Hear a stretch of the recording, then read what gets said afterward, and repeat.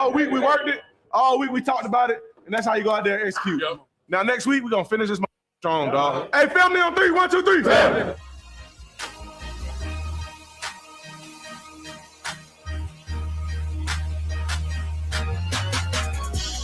And with the win yesterday, 2017, everybody jacked up in the locker room afterward. You know, it's funny. Like, they did play really well yesterday. The Quinn Ewers story, we'll get into that. Second start, first win. He looked a lot better, yes. Great game plan, by the way. Great game plan. Both sides of the football. I thought Tampa Bay's just, man. When they say they've lost 6 out of 7, boy, and Mike went after him with broken coverages that apparently they've had around for a while, talking to their guys last night, and all the issues they've had. They showed up, but boy, the Dolphins, even though they got a late touchdown and got it way too quickly to make it 2017, the game was over. So anyway, we'll get into all that stuff from the game last night. We got a lot of stuff going on. Actually got a great week, man. Great week. If you don't have plans and you're hanging out and you love sports, can't do any better. By the way, by starting tonight, as you just heard in the update from Woody, here between Christmas and the new year of what we have this week, I know a lot of people have a lot of time off, but the Panthers and the Heat both at home tonight. Good shows. Ovechkin's back in town. And then Jokic, who is Woody, I looked at his numbers. I haven't been really watching. I know they're really good. I know Denver's been good, and I watched the highlights and stuff, but I haven't watched any games. And OKC, you know their story, and San Antonio's also been hot lately. But my God, I heard somebody talking on a show, and they go, "Oh man, Jokic is he might be the MVP again. Here we go again. If he doesn't win it, he's probably the runner-up just about every year." He's averaging just a tad under 30 points a game, 12.5 rebounds, and 11 assists. And I get it. I go back to all the great centers. I go back in my age to being able to, as a kid, to watch them all, from, you know, the guy I grew up with on the West Coast, to Lou Alcindor, to Kareem Abdul-Jabbar, who, you know, I always thought when he came out was the greatest thing I'd ever seen as a big UCLA basketball fan as a kid, because that's the only game we got every week. That was the game. Saturday game was UCLA playing somebody, and usually Notre Dame, or they'd be playing somebody nationally, and then they had the long winning streak, and so that's kind of, for me, where it kind of started. And then, you know, watching Nate Thurman as my favorite center growing up, and my dad taking me to games down in the Bay Area to watch Nate the Great Thurman, man, with the great players that he played with. And there's been a great there, and we can go through that list of Wilt and all the rest of them. But I got to tell you, so when it's all said and done, and I know he's only won one championship, what he does he start to fit in? And his game's different, man. I get it. It's a different style. He's obviously got ridiculous skills, but he does this every year, this triple-double thing. He makes this league. He can shoot outside. He got a really good game inside as well. Not a big guy, but about playing above the rim for a big guy. He's a little slow, everybody knows, but his skill set is ridiculous. And he's already won a few MVPs. I mean, he's probably not done. I don't know what's going to happen this year. You know, there's some damn good players in the league, but.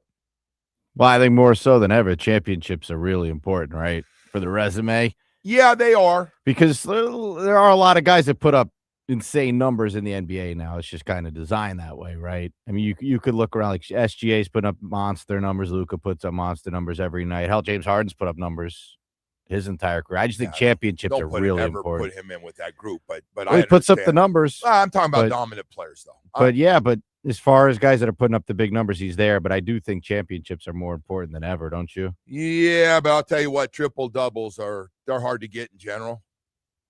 Hey, we live down here. How often we get a guy gets triple double? We don't have a lot of those guys down here. And most cities are going, we don't get a lot. You get some now. Don't get me wrong. You get some during the year, but you don't get a lot. This guy averages them. We had a guy for 4 years down here who puts up a triple double every so often. But which guy you talking about? LeBron's good for now he's 40, but he didn't average that. No. This guy averages. What are you talking Didn't about? Westbrook average a triple-double He did. one year? He did right? one year. He did. He did do it at OKC. You know, one of our guys got in a fight with him here, one of the guy's kids. I don't know what you're talking about. Westbrook was down here, and he called him Westbrook, and he got really upset. Oh, that's right. We did have I don't know if you saw that video. Yeah, I saw you. You flipped that was it one of our guys. You flipped it around on me, and you got me way off the road there from what I was talking about. Okay, all right, I got you. Anyway, hey, hope you had a good holiday to everybody out there, and I hope you got a few more days off as well as we get rolling here. Yesterday was a fun day, and by the way, I didn't stay around last night to watch the late game, but San Francisco 49ers and Chicago put on from start to finish. I just saw the highlights this morning. I mean, literally to the last play. Chicago's down ready to score again to win the game in San Francisco. And actually looks like his guy's open, and he one-hops it to him. He couldn't get the ball. He's getting pressure in his face, and he was running around, and it was just a great game, man. And look, we get a lot of backup quarterbacks playing right now in some of these games, and they're not all real pretty. But that one was that one last night was like, okay, good stuff. Hey, by the way, there is a lot of stuff. I know a lot of people want to know what to expect this week with New England and Denver and their situation. So this last week is really interesting. And the way the league tries to match everybody up for competition purposes so that everybody plays hard in theory. So Saturday, they got Carolina and Tampa Bay playing for the division, the NFC South, and Seattle and San Francisco playing for the NFC West and the number one seed in the NFC, which, by the way, the San Francisco story, to me, what they're doing, what the guys they have out is unbelievable. Hard to imagine anybody's done a better coaching job than that guy's done out there. And we got 3 or 4 unbelievable stories. We do. There's a great story going on in New England. There's a great story going on. You can go through the 4 or 5 places. Jacksonville, the way they bounce back has been a great story. How good has that quarterback been, Trevor Lawrence? He picked it up. Pretty impressive, huh? He and Purdy turned it around. Although that Phillip Rivers thing is that's a disaster. Purdy goes 10 touchdowns the last 2 games. Pretty impressive. 5 more last night, 5 in the last game. So anyway, but you were right about what you said, though. There are a lot of quarterbacks that are out there. You know, everyone wants more games. There's a lot of quarterbacks out there. The play was rough, man. Yeah, that's always a dinner conversation with the guys about, playing more games. Well, playing more games when you don't have or expanding the league, and you're like, hey, we got to do a better job of catching up on quarterbacks. And by the way, that's still a conversation for our writers and everything else. So I thought Quinn Ewers, bringing it back here. I thought Quinn Ewers looked real good. He did. He looked a lot. He made a big jump in play. Again, I just think Mike does as good a job as anybody at putting in plays to give his quarterbacks and his players a really good chance to have success. And I thought he did that. First of all, the running game and having Achane behind you makes things a little bit easier to start with because you got to worry about that. But I'm not taking anything away from Quinn Ewers because he's already played better than I thought he could. And now gets in the conversation. This is just 2 games, and it's way too early to say, well, he's this or he's not that or he's that or he's great or he's bad.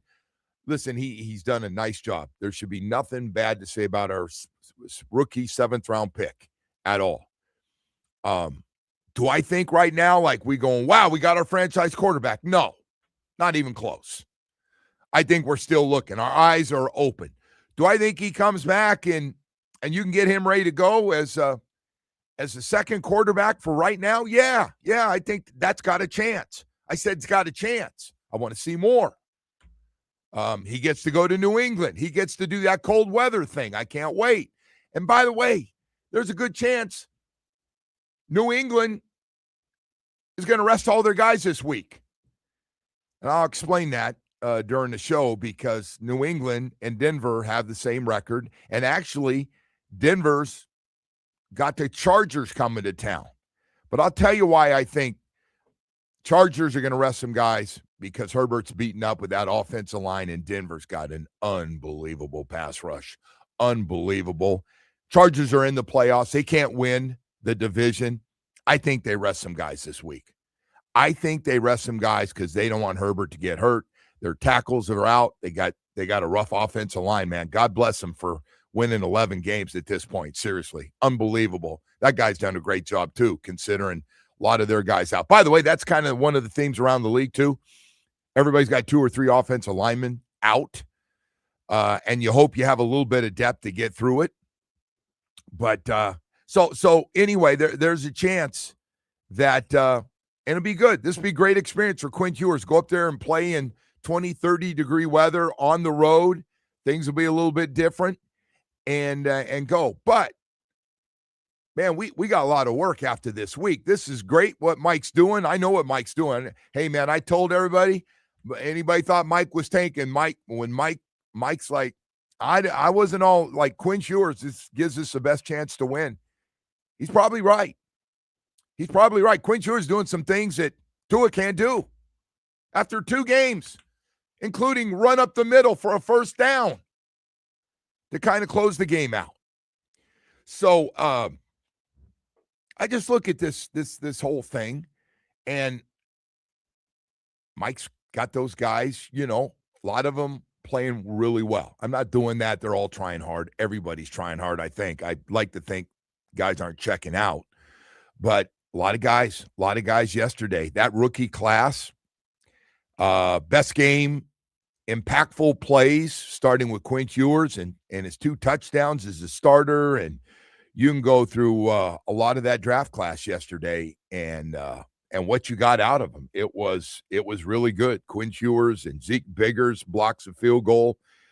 Jason Marshall, Florida Gator from down here in South Florida, has a nice tackle for loss, makes a great play, and then comes back and has an interception. Theo Weiss, rookie free agent receiver. Kenneth Grant. You can go, the list is on and on about good stuff, good plays, impactful plays that were made by your rookie class, and almost every one of them are playing a lot of football right now, which is a good part, is to get them some work since you're out of these playoffs, and they're playing them, and most of them have been in the rotation most of this season. But at saying all that, and look, it is great. I like getting wins, and I know it was a meaningless win because you're out of it. I'd much rather be a team that's sitting here worried about whether I should play guys or not, because the playoffs are going to start up after this last game coming up this week. But we're not. We're going to come up short either way. We've been out of it. We're out of it since Pittsburgh took care of us. And we're probably out of it before. Hey, we're probably out of it, honestly, when we were 1-6. That's a hole. That's too big a hole to get out of. Just so I don't forget all that stuff. And I think we got a lot of work, man. They're gonna have the general managers. They're gonna interview a whole bunch of GMs while their interim GM is running everything, and he will be part of the process too, as get a chance to interview, and they're gonna see what he's doing. Then you got to make a decision on a head coach. And I hope, and I have nothing against Mike, I hope we don't do everything backwards. I hope that Mr. Ross doesn't get an itch, Stephen Ross doesn't get an itch after this game and go, Mike's in, we'll check on everybody else. I'm with everybody else. I don't, like, you can't take the middle guy between the quarterback and the general manager who's supposed to run things. You got to do it in some order. Now, you keep Mike, the new GM comes in, and whatever the agreement is, Mike comes back, okay. But I hope the process is done. And the number one priority is the GM. The number one priority is the GM. I think we've shown our hand on the quarterback. I think Lefty, I think I don't know if about you, I've seen enough, but I'm just talking for myself. Well, there's also no trade value there either, right? Well, there's what the only question for me is, do you just dump them and get them? Yeah, I would think get you'd them have out to, of there. I don't think there's gonna be any teams lining up to trade for that guy. bring him dump in as him, their or starter. do you pull a situation like Atlanta and go, come back, you're paying a lot and you're going to be but I don't think they want to do that if Quinn Ewers is going to be here, because you're not going to have Tua as the third guy. That would make, you can't have him moping around your facility. Right. But he's got to be part of the cleanse of this whole thing. And the thing with Mike is interesting, right? Because yes, Mike is a good offensive coach. I think everyone knows that.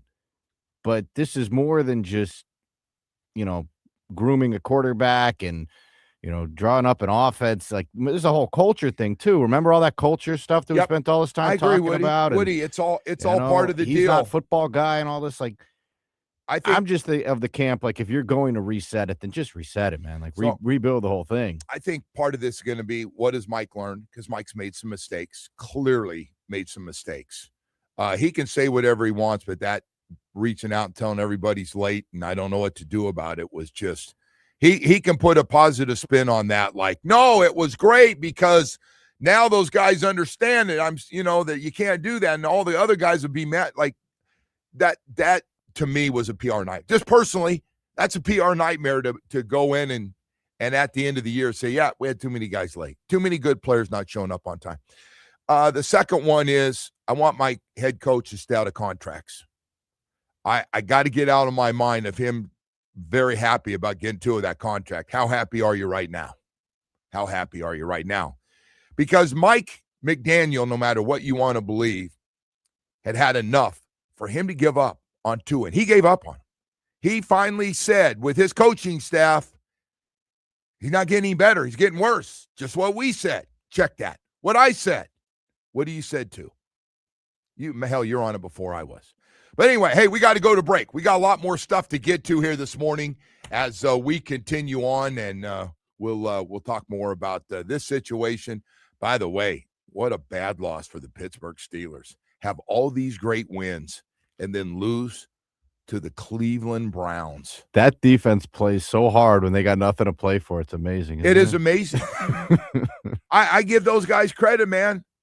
And the Browns, Did you see the end of that game? No. So they go to Freiermuth a few times up the middle of the field, right? They're big tight end, and he makes a couple of catches. And they throw to Marquez Valdez-Scantling, who I think they just pulled up from the practice squad like a week ago. Yes. They threw to him like 3 times in the end zone on the final few plays. One. I don't know what they were doing. I saw the fade route in the corner when they got down close to the to scoring. But, yeah, nothing close. They were stroking Aaron Rodgers the whole drive, too. They wanted him so bad to finish that drive off. In fairness to Aaron Rodgers, he doesn't have a whole lot to throw to with that group. He does not. No. Not with that number one guy. No. And how's old Mr. Metcalf feeling these days after what he did? All right, we got to go to break, man. We're super late.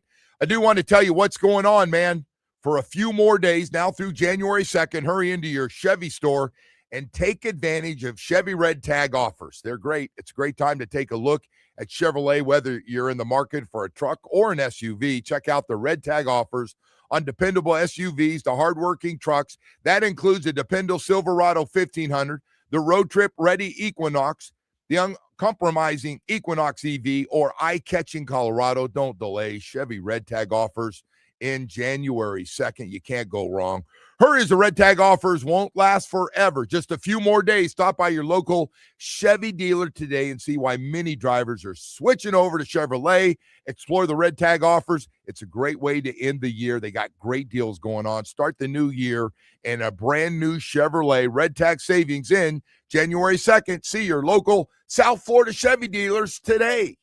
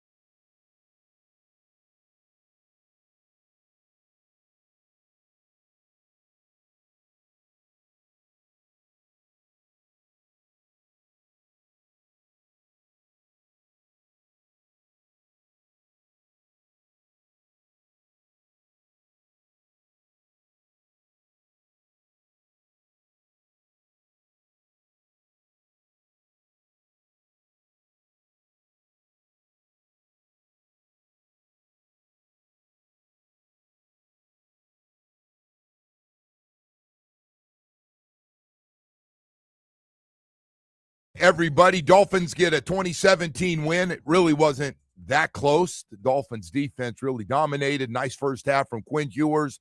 A lot of young guys making plays. Bradley Chubb making some incentive money.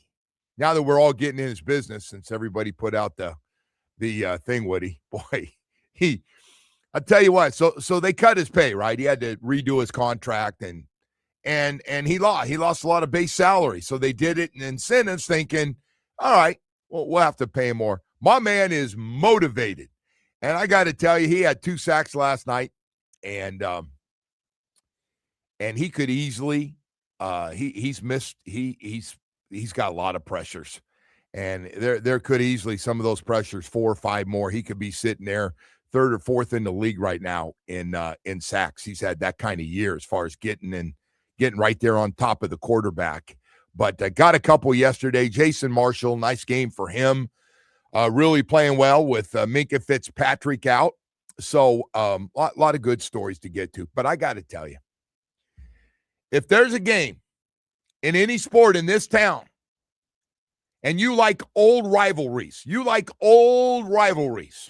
where 2 teams truly don't like each other. And it's hard in today's sports. Everybody's hugging after the game and praying after the games and doing it all, man. And again, I wasn't a shot at, during the Christian holidays and everything else, but, it's just everybody's tight now. Oh, man, good to see you, bro. College, man, I miss it. You seen little Susie since, yeah, man, it was great. You want to talk about 2 teams that don't do that? That when they play and you got a ticket, get there early and grab your popcorn. Tampa Bay Lightning and the Florida Panthers.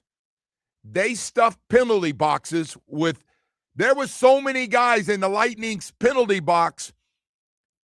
Jamie, you've been watching this and been part of this whole thing, Mr. Junior Panther, who goes to a lot of the games.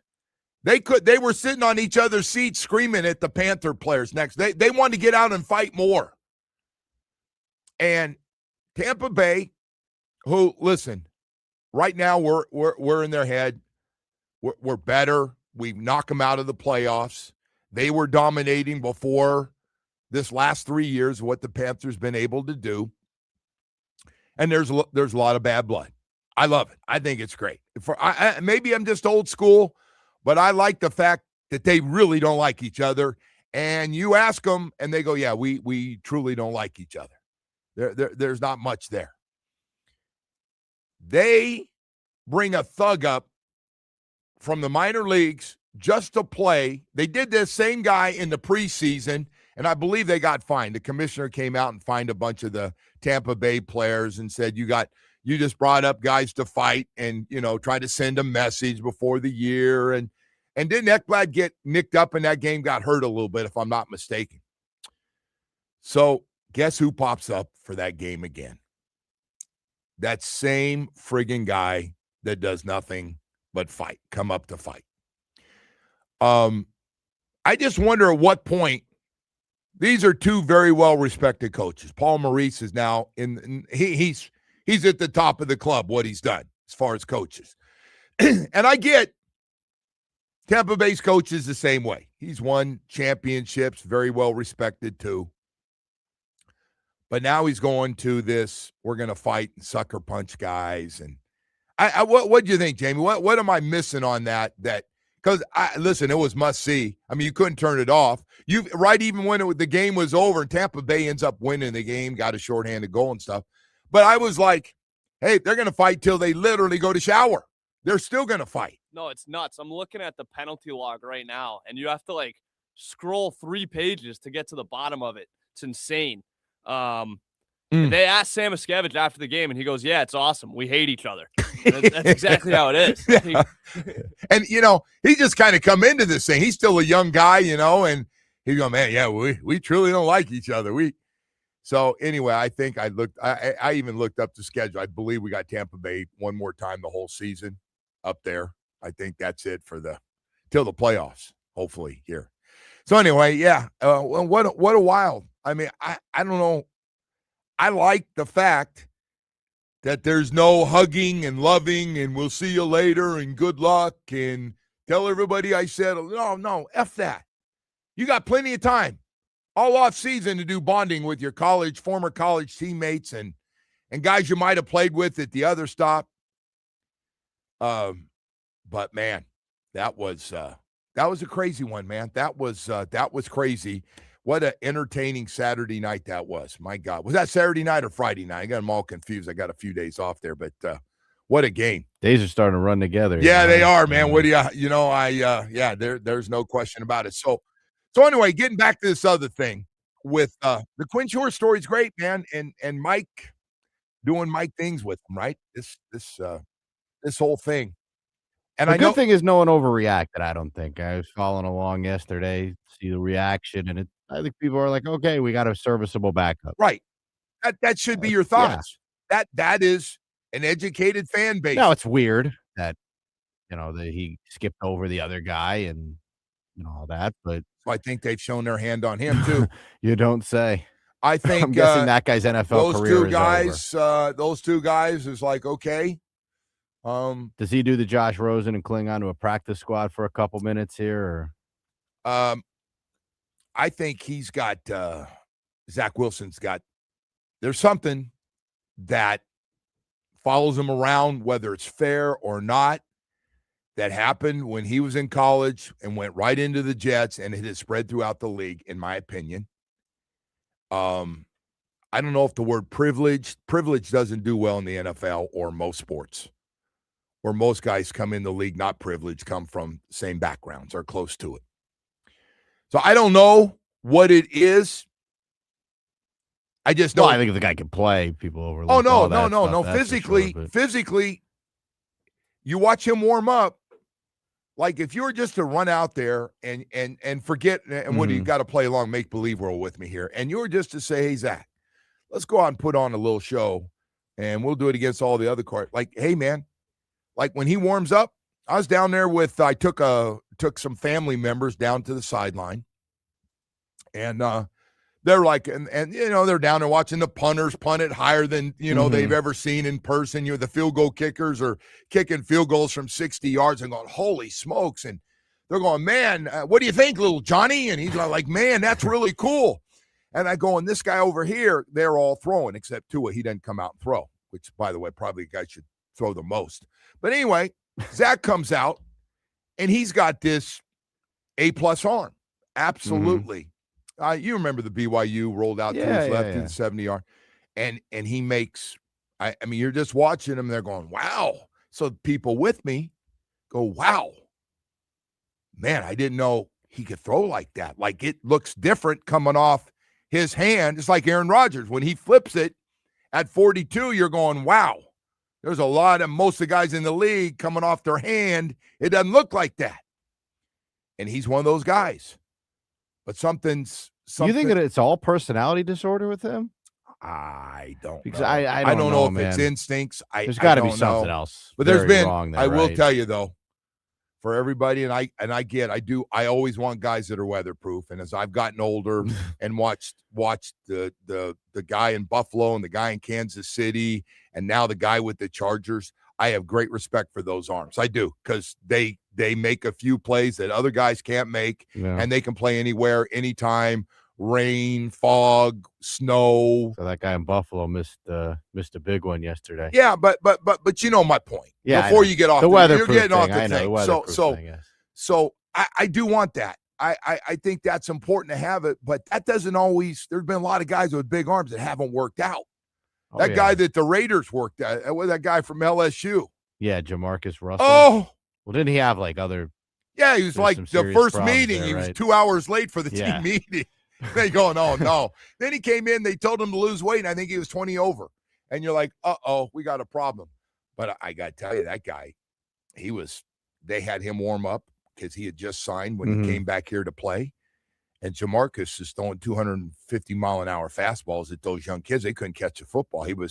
They're out watching him, and I think he's a little jacked up. And but that doesn't mean you can play. There's got to be something significantly wrong with this guy. If Phillip Rivers is playing in 2025, Phillip Rivers looks horrific out there. They even said, I guess he's not starting the last game or something. It was But they're so out bad, of it. but There's no reason. yeah, but like he's just awful. And you got Look at, guys man. like that. You got all these guys getting pulled up off of practice squads. I see Huntley's playing, and look at he's got, and I made this argument for Zach Wilson when we got him. Like, okay, it's not fair. You play for the Jets. You got to take that into consideration. And Mike has worked with him, signed him real early in free agency, signed him. And he just said, nah, I'm going to bring up Quinn Ewers, who's been the third guy. And then you read into it. And then we had some guys come on nationally and say it's going to be interesting to see what happens. He's still a young guy. Well, it seems like this is the end of the road, doesn't it? I don't know, man. It's hard to imagine because there is a shortage of, as you just talked about. Feels like a Josh Rosen situation where he might be a practice squad guy for a little bit, and that's it. Yeah, I don't know what Josh Rosen's doing. Hey, by the way, Is he working in the stock market or something? No, he went to business school. Yeah. He went but by the way, privileged kid. So I hear, yeah. All right, hey, we got to go, Did man. He have a hot tub in his room? In his dorm? His father. That, by the way, that must have gone over real big. And the thing is, when you do that, you don't realize that's going to stick with you through your scouting and all the character stuff. And they're going, this kid. It's very unfair, by the way, because it's actually kind of cool to have a hot tub in your dorm. No, but it is now because guys all got money. But back then they didn't all have money. That's true. And so they're going, oh, Josh's mommy and daddy came in to make sure he had a hot tub. That's so cute. How much money did they give you every week too, Josh, to down at UCLA? You go to Beverly Hills a lot. Anyway, hey, we got to go to break, man. We got a lot more stuff to get to here, man. I got a lot of stuff going on that we're going to jump on here today around the league, and then also, boy, I'll tell you what, these games Saturday, Carolina, Tampa Bay, and Seattle, San Francisco. I mean, you can't handpick any better than that. Somebody's got to win that division, Carolina or Tampa Bay, because it's ugly. It's so bad Atlanta's coming back. Tampa Bay has lost. The great story is Tampa Bay, I think, has lost 7 of 8 games, Woody, and they got a chance to win the division if they win this game. How do you do that? How do you lose 7 of the last 8 games and have a chance to play for the playoffs and get a home game if you win? All right, I'll tell you something new, though, I want to talk to you about. Very important, and that's when our athletes get injured. Baptist Health South Florida, one of the top sports medicine programs in the country. They do it like nobody's business. I'll tell you what, how do you become one of the top sports medicine programs in the country? How do you do it? All right, well, first of all, you got great team doctors, you got great facilities, and you go out and you get the best specialists for every part of the body known to an athlete. Anything, knee, shoulder, foot and ankle, hand specialist, back specialist, hip and knee replacement specialist, even a new one I've added, the Achilles specialist. Man, they got it for everything, man. I'm telling you right now, with the great facilities, Doctors Hospital in Coral Gables, obviously a big one, and now at Hard Rock Stadium right next to the training facility, 595 in Pine Island in Plantation. Hey, one goal every day, man. It's about getting you healthy. All of us, not just the athletes they take care of, Inter Miami, the Heat, the Panthers, the Miami Dolphins, FIU, FAU. Hey, man, for all of us, high school, college, professional athletes, and all the rest of us that are way too competitive and get injured all the time, just visit baptisthealth.net/ortho today.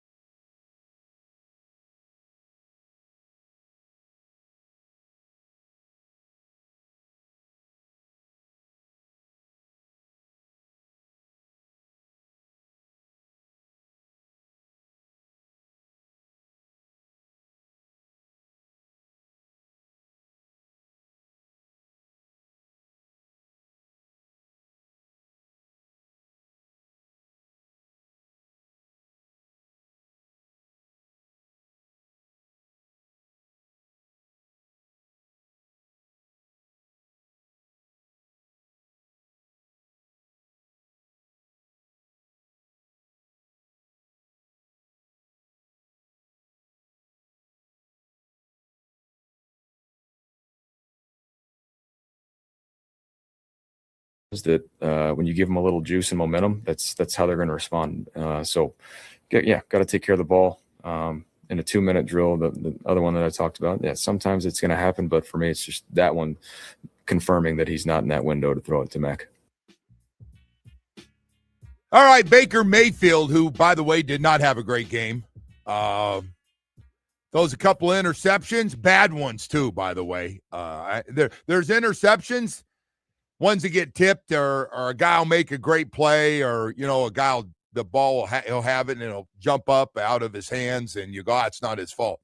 He underthrew a couple, though, that were just really, really bad throws. So the Dolphin defense, 3 takeaways, 3 sacks, and really got after it. Got a field goal block, got a nice return off special teams, just a little bit of everything. Actually played really, really well.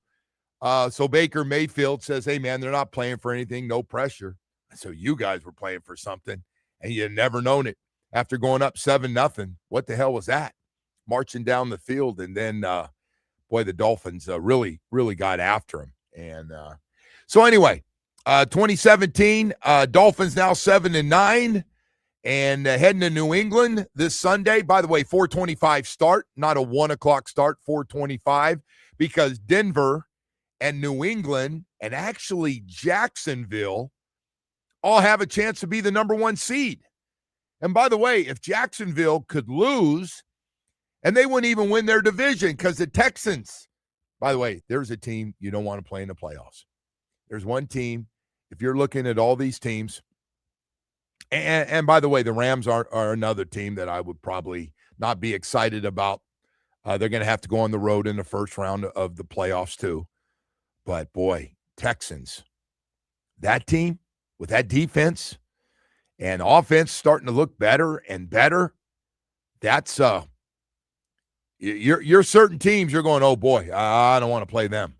I don't want to play them in the first round of the playoffs. Hell no. That's going to be a tough one. So anyway, we go down to the last week of the season, and so the Broncos and the Patriots win their division. Congratulations to both of them. Broncos, of course, Kansas City's won it 9 years in a row. The Buffalo Bills, I believe, have won the AFC East 5 years in a row. Patriots jump up there with just a hell of a story, more than doubled their wins from a year ago. Hell, tripled. I think they tripled their wins from a year ago. And so this thing should get fine. 49ers, by the way, another great story. If somebody had told you the NFC West would be the best division in football, they got 3 teams that all have great stories going on, and San Fran wins this game. They're going to be the number 1 seed. They got Seattle. That game is Saturday night, so I'm bouncing around here on this, but football set up nicely. But what a week we have here in town. First of all, as I said, Denver Nuggets in town tonight, and of course the Panthers got 4 games this week at home. And the game Friday will be at Lone Depot Park. That's going to be a wild one. We see it everywhere else. I can't wait to see what it's going to be like. I don't know what the weather's going to be like. Keeping that ice in a baseball park, God bless. It's not going to be in the 20s. No. Or 30s. Probably assure you that. Well, they do some amazing things, apparently, to put that thing down. No rain, right? Rain would be bad. I don't know. I don't know if they want the top open or it's got to be closed, I would think, right? Nah, they were talking about having it open. So I don't know enough about it, but we'll all watch together. Yeah, we'll be watching, we'll and they're going to have a big crowd there for the Rangers and for the Panthers. And by the way, listen, it's turned into a real cool event. They've had it a lot of different places and had it in a lot of ballparks, and they get big crowds for it. It's just that we've never done it in 80-degree weather, although somebody told me last night it's probably going to cool off a little bit for that game later this week. I don't know if that's the case or not. I'm not a weather person, and nor do I try to play one on Monday morning ever. So besides all that stuff, we've got the Canes. We haven't even mentioned the Canes, man. The Canes, they promoted the hell of it. You couldn't help but see it. I heard everybody's opinion. I had to jump that engineer last night. Oh, they were lucky to beat Texas A&M. I go, hey, jerky, Maybe you ought to stick to being an engineer since apparently you aren't aware of the fact Texas A&M only lost one game and were playing at home, and they play in the SEC, and they weren't favored in the game. But Ohio State. Maybe he didn't see the game. Is that possible? 'Cause Miami outplayed them thoroughly in that game. He didn't see it. I don't want to take shots at Steve. But, hey, anyway, I just I didn't even know what you were talking about. But anyway, I just look, and now Ohio State's doing the same thing. And Jeremiah Bell, Jeremiah Smith, who I'm a big fan of. Jeremiah Bell was a hell of a safety for the Dolphins many years ago. Jeremiah Smith is a great player. He's going to be one of those great wide receivers to come out of Ohio State. But they got him talking. And then the next thing you know, they got another guy that's going to get drafted high talking. The next thing you know, they got everybody yapping about Caden McDonald, defensive lineman. And I'm like, wow, Ohio State doing a lot of talking. And by the way, you look at the mock drafts. I looked at the mock drafts. I've been looking at them for the quarterback situation mostly, see what everybody's saying about that. I don't know why, but we do that out of habit. That's why those mock drafts stay popular and get a lot of clicks. But, man, they got a lot of guys expected to go in the first round who are eligible. Not to mention, like I said, Smith has got another year of eligibility, a true sophomore, so he's got to come back next year.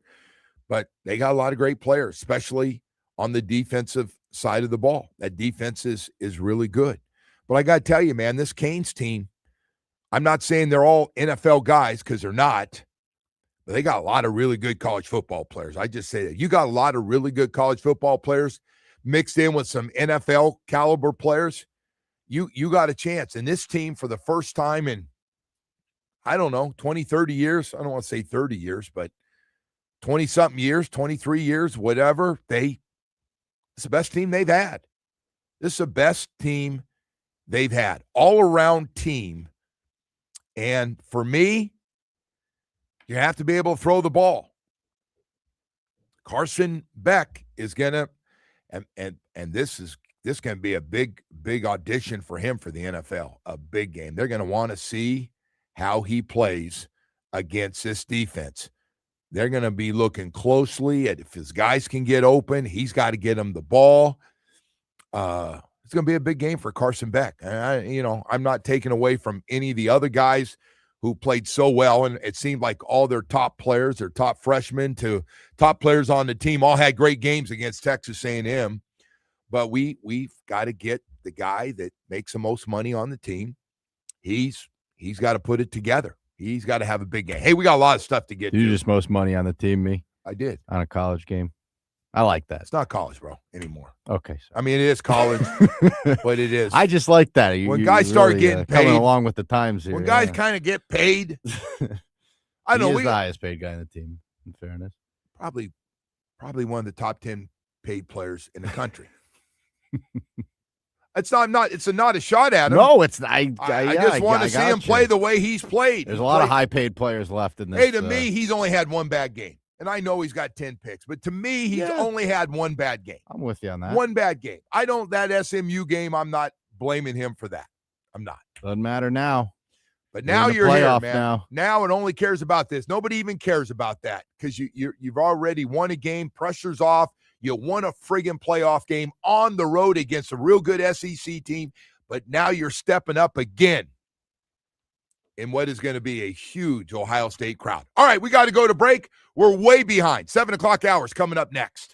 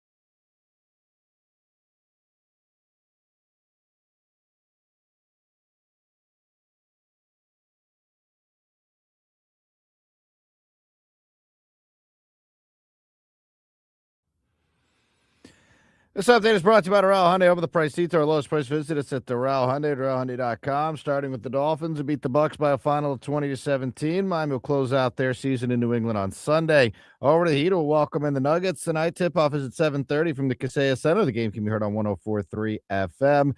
To the Panthers, who will host the Capitals. The puck drops at 7 from Amarant Bank Arena. The game can be heard on 560 AM. And to the Hurricanes, who arrived in Dallas yesterday for Wednesday's Cotton Bowl matchup with Ohio State. Kickoff will be at 7:30. The game can be heard here on WQAM with our countdown to kickoff beginning at 3. Joe, we'll go ahead and send it back to you. All right, Woody, thank you so much. As I want to wish everybody a happy holiday here, and I've got a couple more days before we bring in the new year, 2026.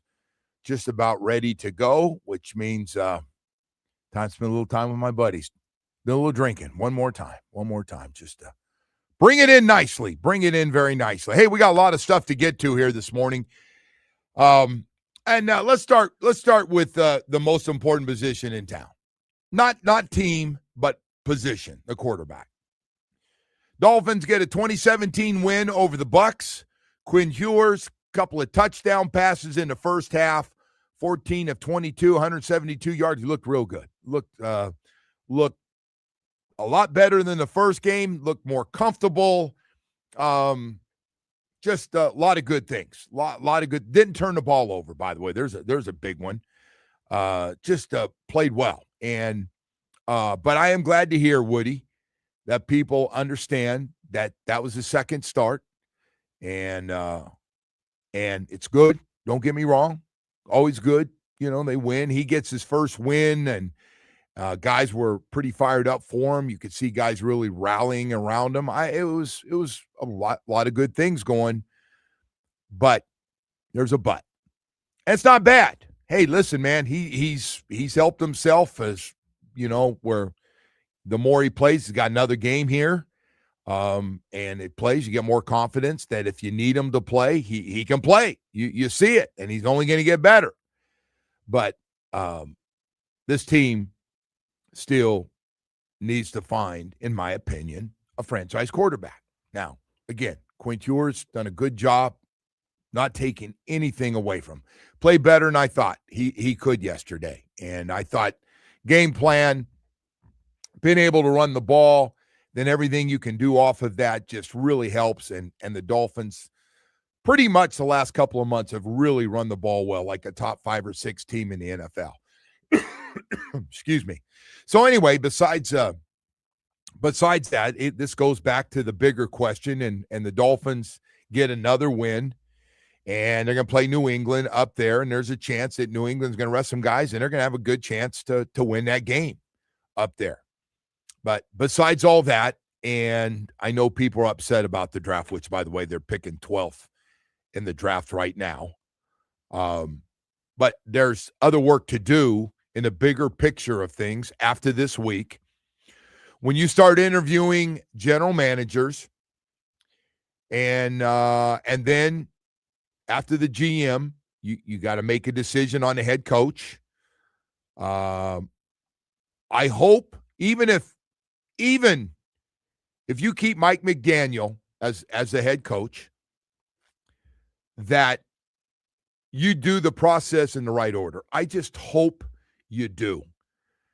Because you keep your head coach, even if that's the plan, if you just get all excited and after the game like you did a year ago, go, Mike McDaniel will be back with the Dolphins. We got to find a GM. It just looks real dysfunctional doing it that way. It just does. Interview the GM, and then after you get a GM, then you make decisions on the head coach, which it could be Mike McDaniel. And then you got to get to work on the most important position in football. How do we find a franchise quarterback? How do we find the franchise quarterback? Probably not going to get the top 2 guys unless you have huge basketballs and you're really all in on it. You'll have to give up a lot, but you'll have a chance to go and get Mendoza or get the quarterback at Oregon, who seem to like they're going to go, both of them, super high in this draft. Now, I don't know how you feel about the rest of the guys, but if you feel really good about them, take them. Do whatever you have to do. If it's Simpson, the Alabama coach, and he's coming out, I don't know. But if he is, and you're going, man, I like this kid. He can do it all. He's got it. And Pap, we'll do all our homework and everything. And background checks, which we've neglected through the years. So anyway, but we got to find a quarterback. It's obvious to me, and it should be obvious to everybody. Zach Wilson stays in the same place, which doesn't look good. He's, I'm guessing, going to be gone, and he's going to want to be gone. He's realizing right now that Quinn Ewers is definitely going to play this third game, and he's not going to play. He's not going to get a start. And Tua, I mean, it was awkward yesterday. I'm watching team warm up and top two quarterbacks that are playing in the game, splitting and going, and Tua's kind of standing in the back there, like you do when you're the third quarterback for a game. But he's got to know. I don't know what he's being told, but he's not stupid. The money is still there. It's not going anywhere, the guaranteed money. But everything else looks like it's moving on. I don't think we can trade him. Unless we throw in so much money, it's stupid. I think you have to release him. I can't even see him coming back. I think it's too much of a distraction. And I'm not saying he's a problem. I just think to bring him back and be the third guy behind Quinn Ewers, or a franchise quarterback, and Quinn Ewers as a second guy and Tua as a third guy makes no sense. Makes no sense. And you can't have Tua be the backup and Quinn Ewers be the third guy. That's a strange one. After you've checked out, they checked out. Mike checked out on Tua. He said, I saw enough. I don't know how everybody's trying to be nice about it. It's done. I've seen it. I've seen what you can and can't do. And it's getting worse. And yesterday, when Quinn Ewers, of all things, takes off and runs up the middle for a first down, I got to be honest, man. It was really refreshing to see a quarterback take off and run for a first down. I saw Baker Mayfield do it a couple times yesterday. Keep plays alive and all the things that he's done to kind of get his career going again. Well, Tua's unique, man. He's the only guy in the NFL. It's in that concussion situation, right? Yes. So he's unique in that. But you got to rip the Band-Aid off, man. Like, he can't be here next year. Right. I can tell you that for a long time. He can't be here next year. Eat the money. Whatever it is. You just got to do. You it's dug a stomach yourself into full. a big hole. And you got to. They're not going to the Super Bowl next year, Joe. They're not going to put together. I would think they'd have a very tough time putting together a competitive roster next year. I don't. This might be a couple year thing here. It could be. It could be another. It's a rebuild, right? I mean, it's officially, be. I think, into rebuild territory.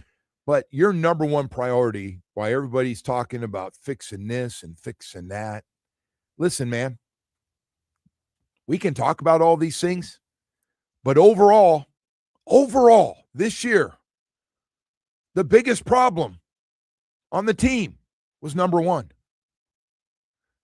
Never thought I'd say that. Overall, in the close games, in the place he did not make at the end of games, and then the way he did play towards the end. You finally come around. I'm not just saying it. Hey, man, I like Mike, and Mike went all in, and this is the guy. I can get a lot out of him. I don't think Mike had a choice. This feels like the thing that happened with Tannehill and Adam. Like, not like he had a choice. Well, first of all, Mike, what's Mike going to do? Say, I'll take the job, but you got to get rid of this bum. No, they said you got to come in and work with this guy. Right. That's the main part of the job here. That's why we're hiring you offensive coach. Right. Probably some of that's true. Yes. So that was obviously a caveat to the job. Some of that's probably true when, and the whole thing. Look, I feel like I've lived this thing with Mike, right? He's on the Learjet coming out to get the job, and the first call he makes, and the Dolphins have it all. They got their PR people and their marketing people, and he's talking to Tua, and that was the start of the new relationship. The trusting, loving, I can rehab you. I know you don't believe in coaches. They've been bad to you. Like a guy that's been dumped, right? Like, you've been dumped by the girl, but hey, this girl is going to stay with you. I love you. And Hey, oh, Joe, yeah, sure. The reality is Mike knows more about quarterbacks and evaluating quarterbacks than any of us. Correct. That's not even close. So I'm guessing you strapped him up to a lie detector, you're like, could Tua play when you got here? No.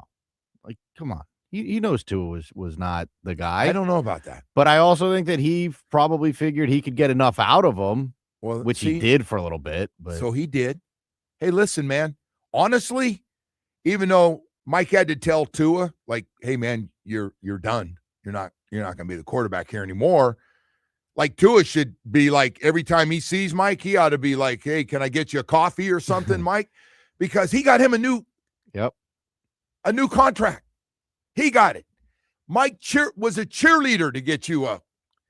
And then openly admitted, like, yeah, I probably went a little too far, but, man, I just felt so strongly about having Tua back, and I didn't want him around here pouting, and the price is the price and all that stuff. Market is the market. The market is the market. I just don't see how you do this rebuild and keep pieces around. That to me would be the big problem. Like, you do have to, if you're going to rebuild and try to change the trajectory of your franchise, which has been stuck in this either mediocre or poor thing for, over 2 decades now. Way too long. You gotta get rid of everyone. And I'm sorry that Mike has to be collateral damage. He's a nice guy. I imagine he'll get another job, Joe. Oh, but not worried. It can't be, because here's the thing. It's not just the last few games and can he draw up good plays. And we know he can do that. You have to look at, I agree with this picture. part. It's the culture of everything. Like, they have to go back when they talk to Mike, and somebody's got to have a long talk with him, not just these games, and say, hey, man, what have you learned? What have you learned from being here, from when you got here? Listen, there's things that Mike did that, he went, we're part of the reason we're in this cap thing is because, and I get it. That was his best chance to win games. I get he wanted him back. I'm just thinking there's a better way to get Tua to stay here and make his ass play on a different contract and use the tags versus paying that kind of money. But it's done. Get out of it now. It's done. So anyway, that's the big thing, Joe. Woody. Look, the easy thing to do, though, if you're Stephen Ross, would be say, all right, the 2 guys that are in place right now, Mike and Champ, just take the jobs. Go ahead. Just roll with it.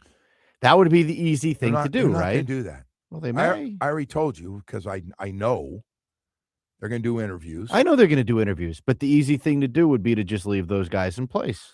I don't think they can do that, considering what you just talked about. We've had some really I don't know what they're going to do, things, though, Joe. That's the thing. I don't know. I have no idea what they're going to do. It's up to one guy. He might have his letter ready to go. Hey, by the way, they might send that thing out on Twitter minutes after the game. I don't know. I don't think so. By the way, if they did that, you'd have an angry fan base. Yeah, I have an angry Joe Rose. If they just came out, as it is, but that'd be a very angry me if. But nothing can surprise you anymore with this whole thing. Well, Stephen Ross is going to have. I mean, that's the only voice that matters. I don't know who's going to be, but at the end of the day, it's his friggin' team, and he's still in charge. I don't know how much. Barry had all sorts of suggestions in his thing yesterday. He was talking about bringing Jimmy Johnson interview coaching candidates. I mean, there's just so many different things you could do here, man. But well, I didn't get the chance to read Barry's stuff this morning, but I will say that Barry's on to let's do the process the right way. Yep. And it starts with finding a GM, and then let's work our way down. His thing was like, all right, Mike, you can hang on to the job for a minute here, but we're going to interview all these different guys and see if we like anyone better. That's tough, man. Like, that's, I don't know if that's a great way to handle it either. Do you like that way? I don't like, hey, Mike, listen, we're going to interview all these people, and if we don't think they're better than you, we'll stick with you. But well, Woody, I'm not a big fan of 1-6 starts and getting blown out 4 or 5 times in the season. Just hit the reset button, man. Yeah. Just do it. It'll be very interesting to see how this thing gets handled after this game. But the one thing I don't want to happen, and I don't think it will, don't send out that same press release that we got last year. The game was over and it was sent, which tells me it wasn't exactly written in the fourth quarter of those 2 guys coming back. Let's do it the right way. Hey, man, let's talk about Michael Kotze at Choice Mortgage has an amazing offer. It's called Hometown Heroes Program. It's helping first responders such as law enforcement, healthcare professionals, educators, firefighters, and military vets with up to $35,000 in closing costs and down payment assistance with low fixed rates and no prepaid penalties. Give Michael a call on a cell phone if this sounds like something could really help you. 561-441-2730. Call or text them. 561-441-2730 and learn more about the Hometown Heroes program that Michael Kotze at Choice Mortgage has for you ready to go. Hey, with Michael Kotze and Choice Mortgage in his 30-plus years of experience here in South Florida, it's always about getting you a mortgage quickly, and it's about getting you the lowest rates. And whether it's debt consolidation and getting that first mortgage for a home you really want, he's got programs for everybody. Hey, give him a call. The man has no life. He's always working 7 days a week. You can always get a hold of him. Call or text him 561-441-2730. That's 561-441-2730, MLS 166254. Rates and terms subject to change daily without notice. He's an equal housing lender.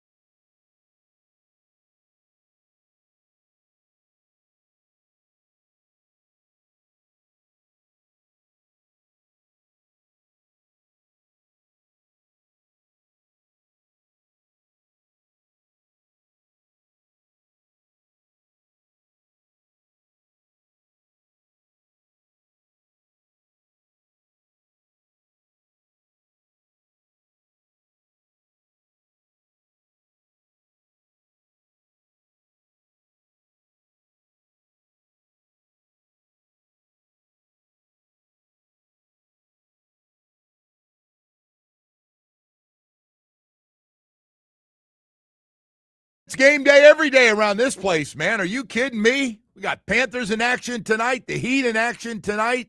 Heat going to step up in competition in a big, big way against the Denver Nuggets tonight at home. We got a great week, though. Panthers home all week, including the Classic on Friday. Should be great at the Lone Depot Park. Should be a huge crowd. Her tickets are expensive and going fast. So it doesn't happen. Tell you, I said this last week. Hockey's done some good things, man. Hockey has done some good things. And by the way, the Winter Olympics, it's going to be a big deal for hockey. It's going to be a big deal. Canada and the United States, kind of a big deal now. Hey, also, great to see Matthew Tkachuk. I was watching, of all things, I was watching the local news, and Matthew Tkachuk was skating. So he's getting closer to getting back, and obviously they could use him with hanging in there with all the guys they have, and a lot of guys off to nice starts. Core 5 really playing well, but they need more. And I got to tell you, man, if you're just joining us, so entertained. Tampa Bay, this is a rivalry, man. This is an old school rivalry when the Tampa Bay Lightning play the Florida Panthers. That's what it's all about. They don't like each other. Guys go, now, I don't like them. We hate each other. We hate each other. We know it. They're gonna have guys from minor league that can fight come up to fight our guys, and it's gonna get chippy. It's gonna get dirty. But Panthers going, man, we own you guys right now. You guys used to win all the championships, but we own you the last 3 years. You know it. We know it. Now they got a nice win. Lightning got a nice win the other night. But I got to tell you, that was wild. Seeing 6 Tampa Bay Lightning players in a penalty box. I don't know if I've ever seen it. Now, some of you that have been around hockey a hell of a lot longer than I have, coming from California as a kid, I got to tell you, that was wild. They were sitting on each other's laps. I thought a few of them might be dating. They were so close. And they were and by the way, even when they were stuffed in that penalty box, they were given the business. I think the Panthers had like 3 in their box. They had 6. It was just crazy. And even at the end of a period or at the end of the game, it wasn't going to be over. It was like, oh, hell no, I'm not done. Cheap shots, trying to get the last hit in. That's what a rivalry's about. That's the old Knicks and Heat. That's the old Jets and Dolphins, man. It was just no love. No love at all. Yeah, we don't like you guys. We don't like you. I've said this more than once when I got to the Dolphins and didn't really understand the Jets and Dolphins rivalry. Hell, I didn't know anything about it, to be honest. I grew up playing out in California, my own little world out there. I had no idea till I believe it was Bob Kuchenberg made it clear that you don't help their guys up off the ground. There's no sportsmanship and no small talk with those guys, no bonding before the game. Honestly, he wasn't big on bonding after the game. The game's over. You want to shake a guy's hand that you played against or something out of that, but that's it. No small talk and sitting there taking pictures, exchanging jerseys, none of that. That's what Tampa Bay and the Lightning and the Panthers are like. It's great. I miss that. I'm not big on all this bonding that goes on. I'm really not. I even like when the Christian guys pray with their own teams better than they do it as a group, to be honest. That'll get some people pissed off this morning because God loves everyone. I'd rather you go in your own groups and do that instead of do it as a thing. And then the offseason, you do whatever you want. Hey, man, I'll see you back in Berkeley. I used to do that, man. Wesley Walker, I love Wesley Walker. Wesley Walker is one of my favorite teammates of all time. But Wesley Walker used to chew up the Miami Dolphins. My guys hated him. They hated him. They had names for him because he was blind in one eye. And I was like, hey, I see you know Wesley. No, don't, none of that. So I see Wesley in off-season. I go, hey, Wes, man, I'm sorry. Our team's not big. I know our team's not big on you guys either. So anyway, it was but that was an old school thing, man. That stuff is kind of gone, but it is sure nice to see. Sure nice to see the way it is with Tampa Bay Lightning, who are looking. They got a good team. They've been going back and forth, close in wins and losses with the Panthers right now. Hey, by the way, besides all that, we've got a lot of other stuff. Nothing bigger, though. Nothing bigger this week. Nothing at all. University of Miami facing Ohio State. You can look it up. Like I like to get educated a little bit on Ohio State. I've watched them play. I saw the Texas game and what they did to Texas and what they did to Manning in that game and all that. But they got, if you look at the mock drafts, nobody's got more players expected to go in the first round than Ohio State. Just giving you a heads up, from a wide receiver to lots of guys on defense to an offensive line. They got a lot of guys expected to go. Carnell Tate they got a lot of guys. And Jeremiah Smith's going to be coming up, but he's not eligible yet. He's got another year he's a true sophomore, so he's got to stay around one more year. But all the talking that Ohio State is doing is, I'm just amazed. Like, you're that good, but I like it. I like when people call this Canes team out, from Ruben Bain to Mesidor, Keontae Scott, whoever it is, your favorite players, call them out, man. Call them out. You got nothing to lose and everything to gain in this game. What's the spread out, Woody? Still more than a touchdown? Still more than a touchdown, right? 8-9 points? Yeah, it's like 8.5, 9.5, yeah. So just go out and the guy that's going to be the key to this thing, because as good as the defense is, Ohio State has got probably the best pair of wide receivers in college football with a 5-star quarterback. We're going to need Carson Beck for the first time, really, in a while. We're going to need Carson Beck to really step back and make some throws. Now, he can't do it by himself. Receivers got to get open, got to catch the ball, got to get some separation. We got some talented guys. But I have trouble believing they're going to let, like last week, Texas A&M, where we ran 175 yards, that's going to happen again. I just think you have to be balanced. And Carson Beck, by the way, of all the players on this team, if you're looking at the next level, this is a huge game for Carson Beck. This is a big, fat audition for you. Yeah, he's going to have to make some plays. So the number that's really strange is the over-under. It's set at 42, which is obviously quite low for a college football game, right? I mean, they're giving touchdown less than Indiana and Alabama. Giving the Canes defense a lot of respect. They are, but this feels like a game where there's going to be some points scored, doesn't it? I can't imagine this is going to be another one of those, 10-3 or it just doesn't seem that way. I don't see Miami shutting these guys. As good as their defense has been, I don't know that I see a pitching a shutout in this one. Do you?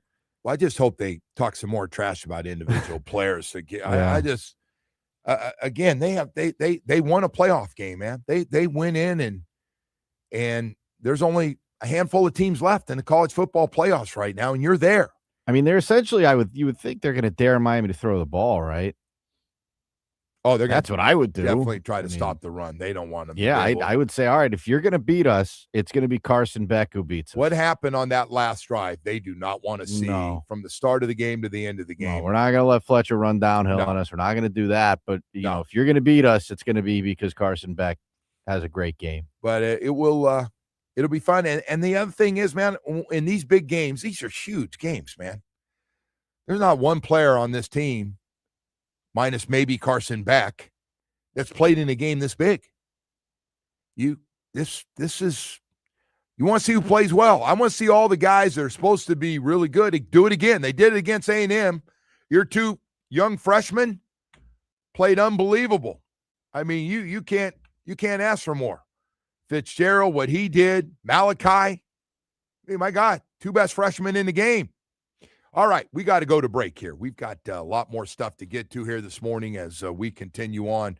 But before we do, and we'll have more with Woody coming up, and then Omar Kelly going to join us at 8 o'clock. We'll talk about the Dolphins a little bit. Their 2017 win and rookie class that played well as the defense, and Quinn Ewers, his second start.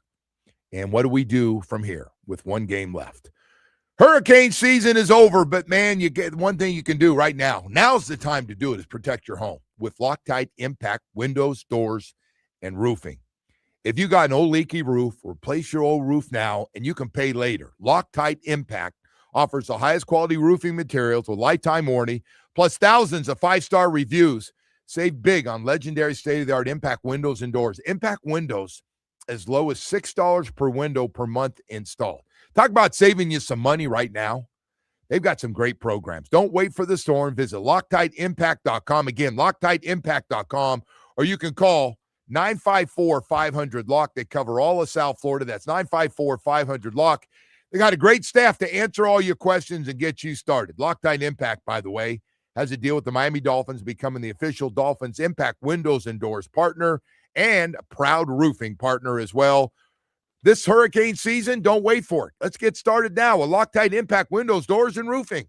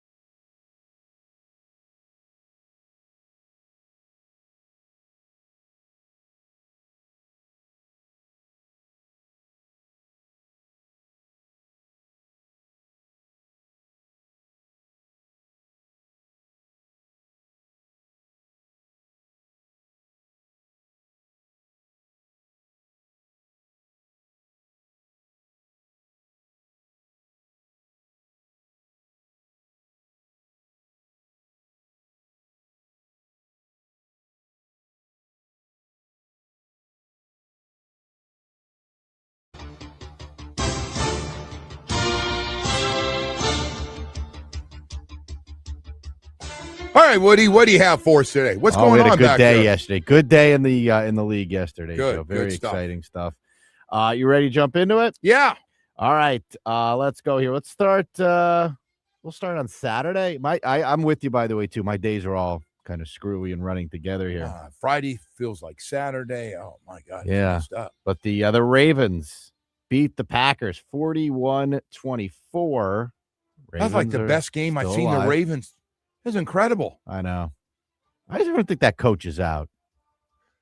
I don't get that one. They were doing that with Mike Tomlin. Yeah, then he wins 3 in a row, and all of a sudden everybody shut up. Unless you run into the Browns. I feel like when the Browns, they have some of those defensive incentives. What is that team? That team is tough to score on. Speaking of tough to score on, the Texans beat the Chargers 20-16 on Saturday as well. Yeah. I think Chargers are in trouble. I'm shocked Chargers won as many games they did. Woody, that whole line is a mess. Browns and Steelers go to Sunday games here. The Browns beat them 13-6 as the Steelers offense really struggled in this one. No DK Metcalf after he got in a fight with a fan at their last game. By the you way, can't make this stuff up. Where does that rank for one of the dumbest things? Punching a fan in the face like that? Now, he tried. He said he was called the N-word and the C-word. Well, of course, yes. And everybody else is going, that's not true. And there's video of the fan that's what I wanted him to do. Like, I don't know. Listen, man, I'm on both sides. There's got to be a way to treat athletes. Like, there has to be a code of conduct of some sort. But he should have never been over on that side. He should have never been at that spot. He should have been over by the bench. And they got security everywhere. I don't know how a security guard wasn't there. One of the security guys. We got security everywhere. The NFL's got security. The team has security. Hell, individuals, players have security. Everybody friggin' got security now. Well, I think Ron Artest showed us you can't, after malice at the palace, you got to know you can't hit the fan. That's pretty much pretty simple there, man. But hey, that was very costly. So it cost him a ton of money. Forget what it cost him. And it cost the Steelers because they needed him at the end. They're throwing a Marquez Valdez-Scantling in the corner of the end zone there last 3 plays. I agree. Which I don't know what they're doing, but anyway. One thing, they need to go out and get another wide receiver. We had the Saints and the Titans 34-26. Poor Cam Ward, man. He is getting the crap knocked out of him over there. Well, the problem is you see that Chase Young play where he just Cam's backing up and he ripped the ball out of him. Hey, his hands there. I'm not so sure Shuck's not a starting quarterback for the Saints. I don't know. They're 6-10, but we'll see. 4 in a row. All right, Phillip Rivers' career came to an end for at least a second time here. 23-17, they fell to the Jaguars. Trevor Lawrence starting to look better and better as this thing goes on. Man, they're 12-4. What have they won now? Hell, they got a chance to have the best record and number 1 seed. 12-4. But they better not trip at all because that team behind them is really good. Does anybody want to play the Houston Texans in the playoffs? Patriots beat up on the Jets pretty good, 42-10. Jets want that first pick so bad. Yes, they do. The Seahawks and the Panthers, this was a good game here. It was 27-10. The Seahawks won, but I don't know that score is so indicative of what that game was. The Panthers game, all they could handle there. And I think they are going to absolutely crush the Bucs, who seem to have just they seem ready for the offseason, don't they? They're a mess. They are really checked out. There's a team with no confidence. And by the way, their wide receiver, Mr. Evans, did not look very good yesterday. Had some drops. He didn't look great. Yeah, he's always hurt though too. I don't. That whole team is just something is not right there. You got the Eagles and the Bills. That game came down to the last play. We haven't talked about this one, but Josh Allen missed the guy wide open on the 2-point conversion. I guess you got to go for 2 there. I don't have an issue with that call. Yes. Right. But man, did Josh miss that guy? He was wide. Shakir's wide open. Listen, he ran earlier in the game. By a mile. 4th down.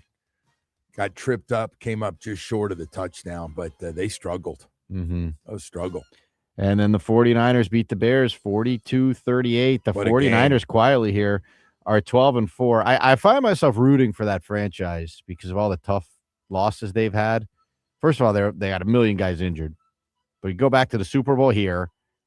They ran into Mahomes. They've had some brutal and losses. I think man. they have Seattle at home this week. I think they have them in Santa Clara, if I'm not mistaken. They're playing great, man, and they are scoring a lot, and Purdy is looking real Purdy these days. You are not mistaken, by the way. They do host Seattle this weekend. There's some great games this weekend. Very meaningful games. I like the way the league, I don't know how it's going to work because I do believe New England's going to rest some guys, and I think the Chargers are going to rest some guys. I'll tell you who will not rest guys. The Denver Broncos, because if they win, they're going to be the number 1 seed, and so I expect Bo Nix and his team and that defense to play. Can I get your picks on some of these games coming up here? For the last week? Yeah. Let me get your picks on some of these. I don't know when we'll be reunited again here, Joe. So you get the Bucs and the Panthers. The game is in Tampa. The Bucs are favored by 3. It's your last week of the regular season, by the way. They've lost 7 of 8, and money. they're playing for a chance of winning the division. That's amazing. I think the Panthers are going to crush them. I don't know about crush. Panthers look really feisty. All right, I'll go Carolina. You sold me on that. All right, thank you. You got Niners and Seahawks. That is at 8:00 on Saturday night.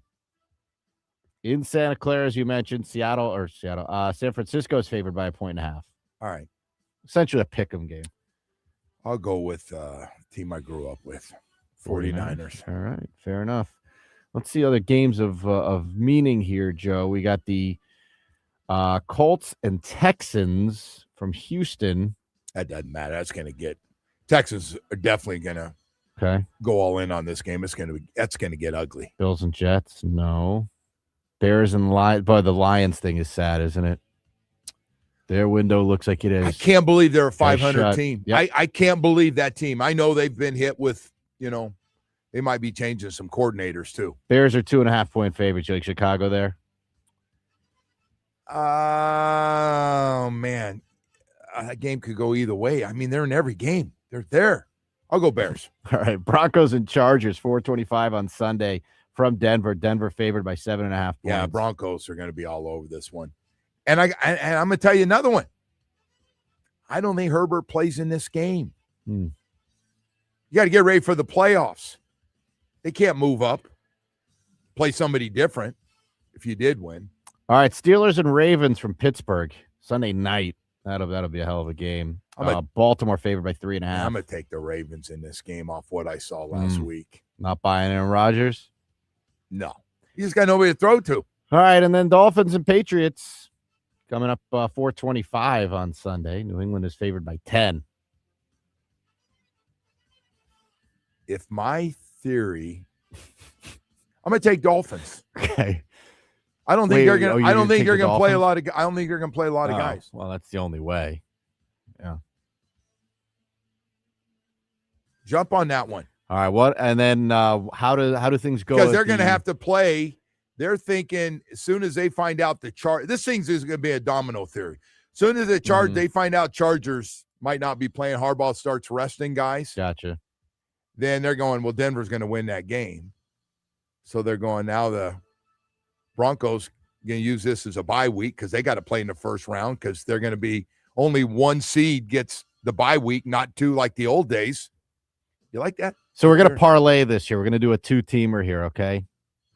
Does Stephen Ross and the Dolphins organization send out some sort of communication following Sunday's game? About a move with anybody? Just anything. Just any sort of communication to the fans. Does he send out we're going to begin the interview process? Does he send out where, Mike is in? I think just any sort of communication to the fans. I think they could send something out letting people know what they're doing because there's so much stuff out there. And you think it's got to be Sunday make a for move. This bet to they come like through. him. They don't like him. He's going to be there. He's not going to be there. Not so fast, my friends.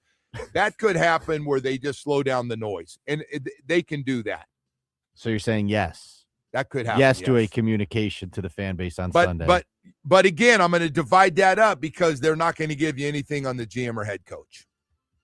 Nothing. Fair enough.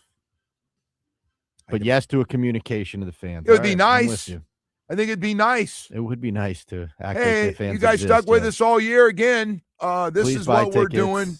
Yeah. All right. Yeah. Hey, Woody, we've got 8 o'clock hour coming up here. We've got you set them up, Omar Kelly?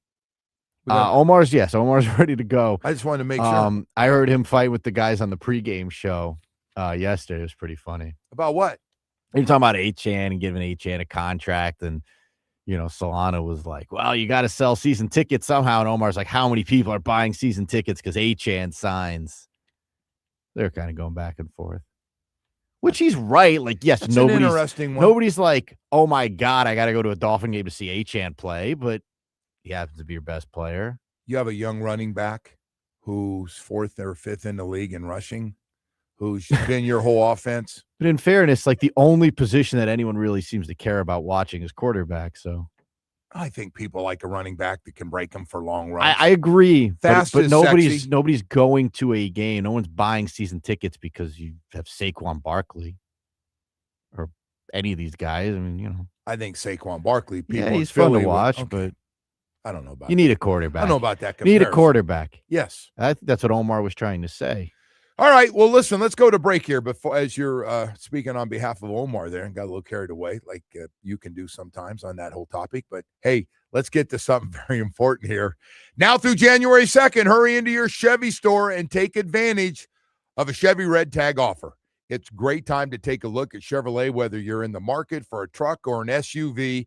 Check out the Red Tag offers on dependable SUVs to hardworking trucks. That includes the dependable Silverado 1500, the road trip ready Equinox. Oh my gosh, an Equinox EV or an eye-catching Colorado. Don't delay. Chevy Red Tag offers in January 2nd. We got great deals. Hurry, as these Red Tag offers won't last forever. Stop by your local Chevy dealers today and see why many drivers are choosing Chevrolet. Explore the Red Tag offers. It's a great way to end the year. Start the new year in a brand new Chevrolet. Stop by and take a test drive. Fall in love. Get a great deal. Red Tag savings in January 2nd. See your local Chevy dealers today.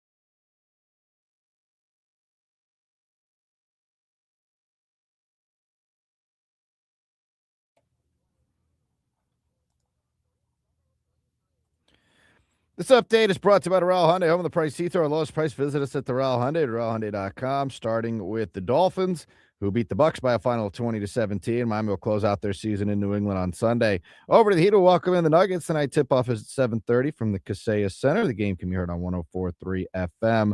To the Panthers, who will host the Capitals. The puck drops at 7 from Amarant Bank Arena. The game can be heard on 5:60 a.m. And to the Hurricanes, who arrived in Dallas yesterday for Wednesday's Cotton Bowl matchup with Ohio State. Kickoff will be at 7:30, and the game can be heard here on WQAM with our countdown to kickoff beginning at 3. The Joe Rose Show continues now. Those are the ones the box score doesn't do it justice. Only we know how we felt and how we chose to attack the mission at hand. Okay? I'm going to start with a couple of players deserving of game balls. Rookies no more. Theo Weiss. Quinn Ewers, 2 touchdowns, no picks. Jay Marsh, 5 tackles, interception, PBU, 3 tackles. Big with a field goal block. Bradley Chubb, 2 sacks and a forced fumble. Good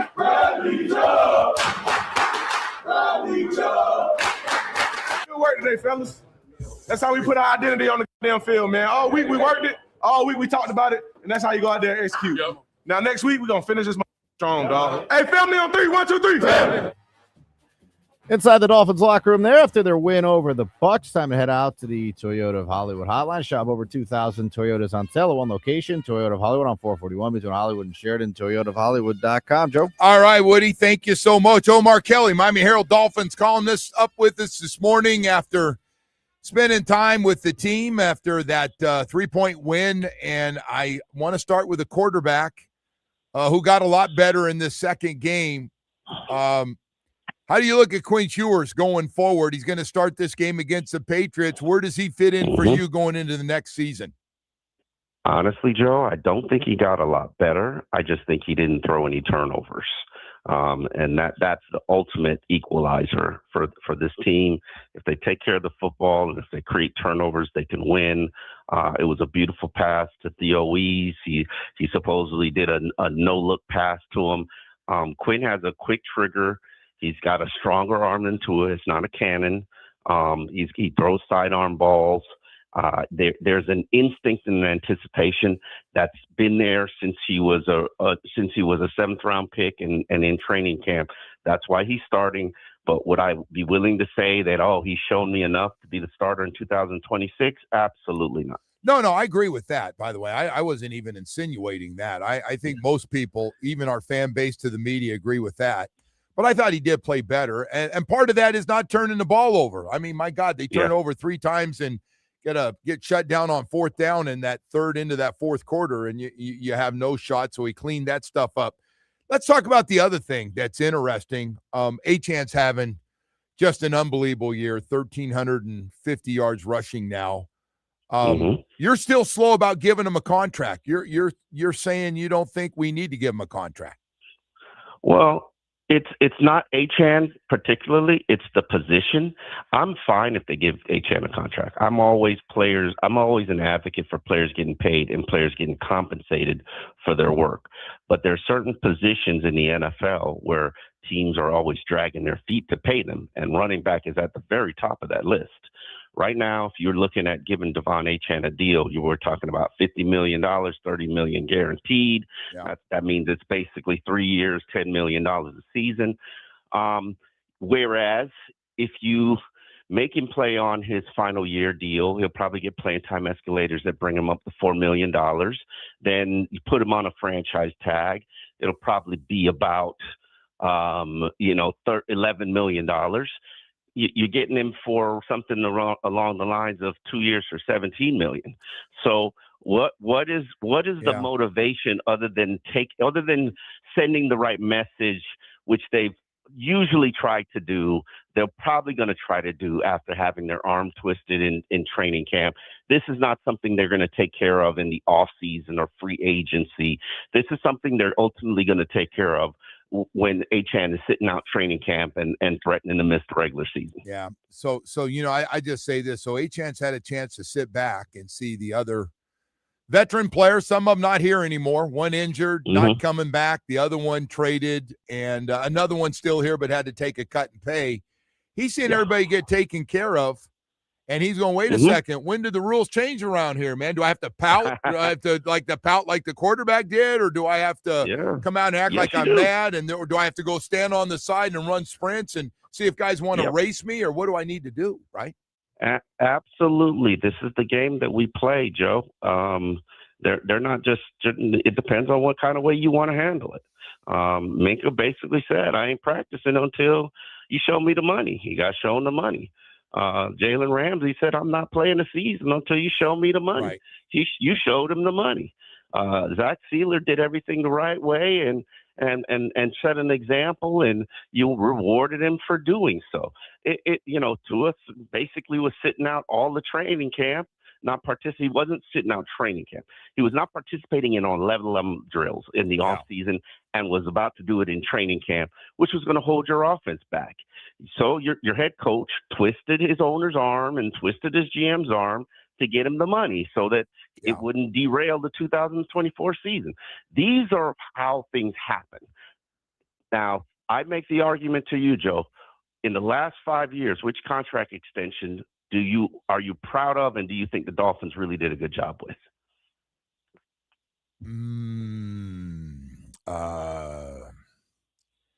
Sealer? Zach Sealer. I'm going with the original ones, just either through injury or just have not worked out. You had him locked up for 11. You gave him a raise to 15. Did you need to? Yes, I think again, Zach's sitting back watching everybody else getting taken care of and going, "Hey, man, I've outplayed this thing." And how is that Steve Ross's problem? I always struggle to figure that out. He sometimes he's too nice of a guy, but hey, as long as he's going to set in this reputation, let's go out and let's pay everybody. And let's have $100 million in dead cap. No, I got you. I got what you're saying. Let's go get Lamar, make him the highest paid quarterback in the league. What else we want? No, that's essential shopping. No, I got you. We're doing make believe world, and I got you. By the way, I'm not totally disagreeing with you, but I do want to say this, that we set the tone. Somebody before it gets to Mr. Ross has to put this in front of him and go, "This is what we want to do. What do you think?" Right? Mm-hmm. Well, we probably want to sign Achane for 70 cents on the dollar. If he doesn't accept the deal, make him play out his contract and play on the franchise tag. That means he's got to make it healthy for 2 more years. Like, okay. Yeah. This is the one thing that people do not get, and I get it because I cover it. The NFL is not a sport. It's not your entertainment. It is a $20 million business. Well, and it will always be a business. Yeah. Well, the fans don't look at it that way, but the players absolutely do. Yep, and the players and the owners and the front office. Hey, and the coaches. Let's get in. Let's get in the good stuff. Let's get. Hey, this thing all goes back to, and I got two questions for you. Last year, you remember what happened after the last game of the season? It was Tyreek incident. No, we had a little the statement. Okay. Statement was sent out. I got it right as I was getting on the bus to come home, get on an airplane, and it said, "Hey, Chris and Mike will be back." Are we going to see anything this year? We're just talking about this. Do they send something to the fan base? Do they send something on how they stand or how the process is going to be handled? Do we get anything, in your opinion? I don't think so.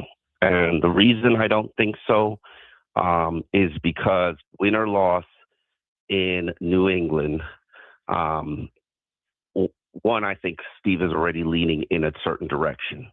Could a 40-3 blowout in New England change his mind? Yes. Could John Harbaugh surprisingly being fired change his mind? Yes. Could some sensational GM looking for work change his mind? Yes. I would be waiting for Black Monday because that's when Flores got fired. The statement last year was I'm angry, but I really don't want to do a coaching search. Yes. And a GM search. And I'm going to give these guys one more year to show me better and show me different. The problem is we haven't seen better and different. We've seen the same old. And, that's the Dolphins' way. And I'm not sure we're going to see better or different if we continue to do what we're going to do. Maybe Champ Kelly's a better talent evaluator than Chris Greer. Yeah. I mean, it can't be hard, but then okay, you get better talent that year. Is Mike going to coach that talent better? Mike's got holes in his game as well. Mike is 4-23 and games trailed at the half. Mike has rarely ever beaten a team with a winning record. Mike's teams have rarely ever beaten a team with a winning record, a playoff caliber team. Mike's teams struggle massively in the cold. And it's not just Tua that struggles in the cold. It's Mike McDaniel's teams that struggle in the cold. So he hasn't fixed any of those things in 4 years. What makes you think and say he's going to do it in 5? And then on top of that, we are headed towards a rebuild. If you look at the roster, this is not a tinker and we make this here, that there, and you're going to be in a horrible cap situation. So you're not going to go out there and spend in free agency, and you don't have a ton of draft picks. Nope. And more than likely, you're going to have to trade those tons of draft picks to move up to get a quarterback if that's what you want to do, or to trade for a quarterback if that's what you want to do. So this is a horrible situation. And maybe, let's say he goes and gets a GM. He says he wants to go and get a GM. Remember the last time he went out and tried to get a GM and told the GM, you're going to have to keep the coach? And 4 people said nope. Said thanks, but no thanks. Well, we going to do that again? Right. By the way, I'm with you. Hire the GM, but any GM's going to want to know what his situation is, where he understands if I'm stuck with certain people that I don't feel comfortable with, I don't know if I'm going to have a chance to be successful. Yes, I agree with you. That is correct. And you're not necessarily going to be able to pick from the best. Let's just say John Harbaugh is out there and he's having a battle of wills with Lamar and he loses. And Lamar gains control of the Ravens and Harbaugh is shopping for a new team. Do you have what it takes to attract John Harbaugh compared to some of the other open jobs that are out there? Yeah. The New York Giants, the Tennessee Titans. What do you have that's better than those 2 organizations? And there will be more. I suspect Tampa will be firing Todd Bowles. What do you have that says, pick me? Yeah. No. You make some good points. I don't know how these coaches look at this situation, which hasn't had success in 25 years. You make a great point. So let me ask you, Tua, where does Tua gone? Does he come back as a backup, or have they just checked out on him and just trying to figure out when to ship him out and release him the best time? Joe, what I am told, and this is just told, is that Ross is done with Tua. Whether Mike likes him, loves him or not, Ross is done with Tua, and justifiably so. Right now, Quinn Ewers is like 1.6 passer rating below Tua is for the entire season. Now, obviously, Tennessee is going to show you more, and it'll be a greater challenge. So, we'll see what that looks like. But there's no way Tua should look this bad. Tua's got a lot of things to fix in his game and with himself, and only Tua can fix those things. Yeah. And he needs to go where he needs to go work with John Beck or go work with Homeboy and fix whatever he needs to fix to come back here. Who's Homeboy? Are you talking about Nick? Get back with Nick, get that relationship back? What are you talking about? You know who I'm talking about. I don't, because I don't want him in my Twitter feed because I blocked him. So I don't need that negativity in my life. So let me ask you, you're making it sound like you don't think Mr. Ross made this decision for Mike, like bench him now. You don't think that? No way. I do. No I do. shot. I don't. I heard Woody thinks that too. I don't think that. I think that decision was made Mike trying to like, hey man, I gotta make a change, bro. I can't. I've mean, done everything I Mike can possibly yeah. do for you. You're Mike getting should have worse. known. Yeah, Mike should have known he needed to make a change. Yes, but who in the world has been more loyal to Tua Tagovailoa than Mike McDaniel? No one, not even his own father. No, I'm with you. Okay, so and it was justified. Tua was a pitcher who had lost his fastball. You do that, every batter is swinging for the fences on you, Joe. And he ain't worried about the heat coming at you. But I got to tell you, man, I want to make it clear. I don't think, I said it all last week, I don't believe Stephen Ross has not told anybody to do anything. All he does is get phone calls about spending friggin' more money. I don't think he's ever told Mike McDaniel. I don't think Stephen Ross feels comfortable that he knows enough about it to make a change, even as a fan. I think he needs to. And I think that Stephen Ross needs to put his thing on the table, because a lot of times the things you hear that he wants to do or directions that he's leaning and these geniuses go the other direction, a lot of the time Stephen Ross is right. So at this point, at this age, Stephen Ross needs to start acting like an old man and say, bump it. I'm doing what I want to do. And this fan base already hates him right now for the situation they're put in. So who cares? Right. Do what you want to do, bro. You want to give 4 draft picks for Lamar Jackson? Okay. It's your money. You want to make him the highest paid quarterback in the NFL? Okay. You're being used. Just know that. But by the way, you're not on this thinking Lamar's coming here, man. Why would they're not letting Lamar go. They'll get rid of the head coach if they have to keep Lamar. They're not letting Lamar go. You're correct. There's only a couple of those Lamars. There's not very many of those dudes out there, in case you haven't been watching this league very long. This thing's a mess at quarterback. But Ozzie Newsome, if Ozzie Newsome decides, I don't know. I don't know who's gonna win in that battle. And Ozzie Newsome's gonna make that decision. Ozzie Newsome's a brilliant executive. He has more information than everybody else does. Keep in mind, Lamar needs a new deal. So and their cap situation forces Lamar to get a new deal. Lamar's not in very good shape either. Worse. Lamar is going to make $65 million from whoever's going to write him that big check, whether it be the Baltimore Ravens. And Lamar's mama don't play. She might not be an agent, but she's a ruthless business person. So I've always said, when he got his deal and all these quarterbacks got their deal, I studied all those deals and I said, Lamar's deal is the best because he will see every single dollar of his contract, which everybody else was not necessarily guaranteed to do so. Well, I'm not one that thinks Joe Burrow and Lamar Jackson, their teams are just going to give up on him because he's not happy with something going on. That's still a pretty good roster. I think they win this week at Pittsburgh. Mm-hmm. And I think life's good again for the head coach. And I don't know about Lamar. Lamar doesn't look 100% healthy. Lamar's not playing. Yeah, Lamar's not playing. Back injury, hamstring injury. This is probably one of his worst statistical seasons. I'm wondering, we'll find out how much he loves football this week because they need him. I want to see if he plays. I don't know. I don't know if he's playing. I would be shocked if he plays. But his injury is not like a mild injury. That back is tight. He can't throw. Maybe he, I mean, you've been there. You see him get shot up. Maybe he can work a miracle. But if you're not happy with your situation there, or you're not happy with your head coach, haven't you seen players sit things out just to? I don't know, but he got a lot of good players around him on that team. That team just puts together, and I know they're banged up, but they put together one hell of a roster.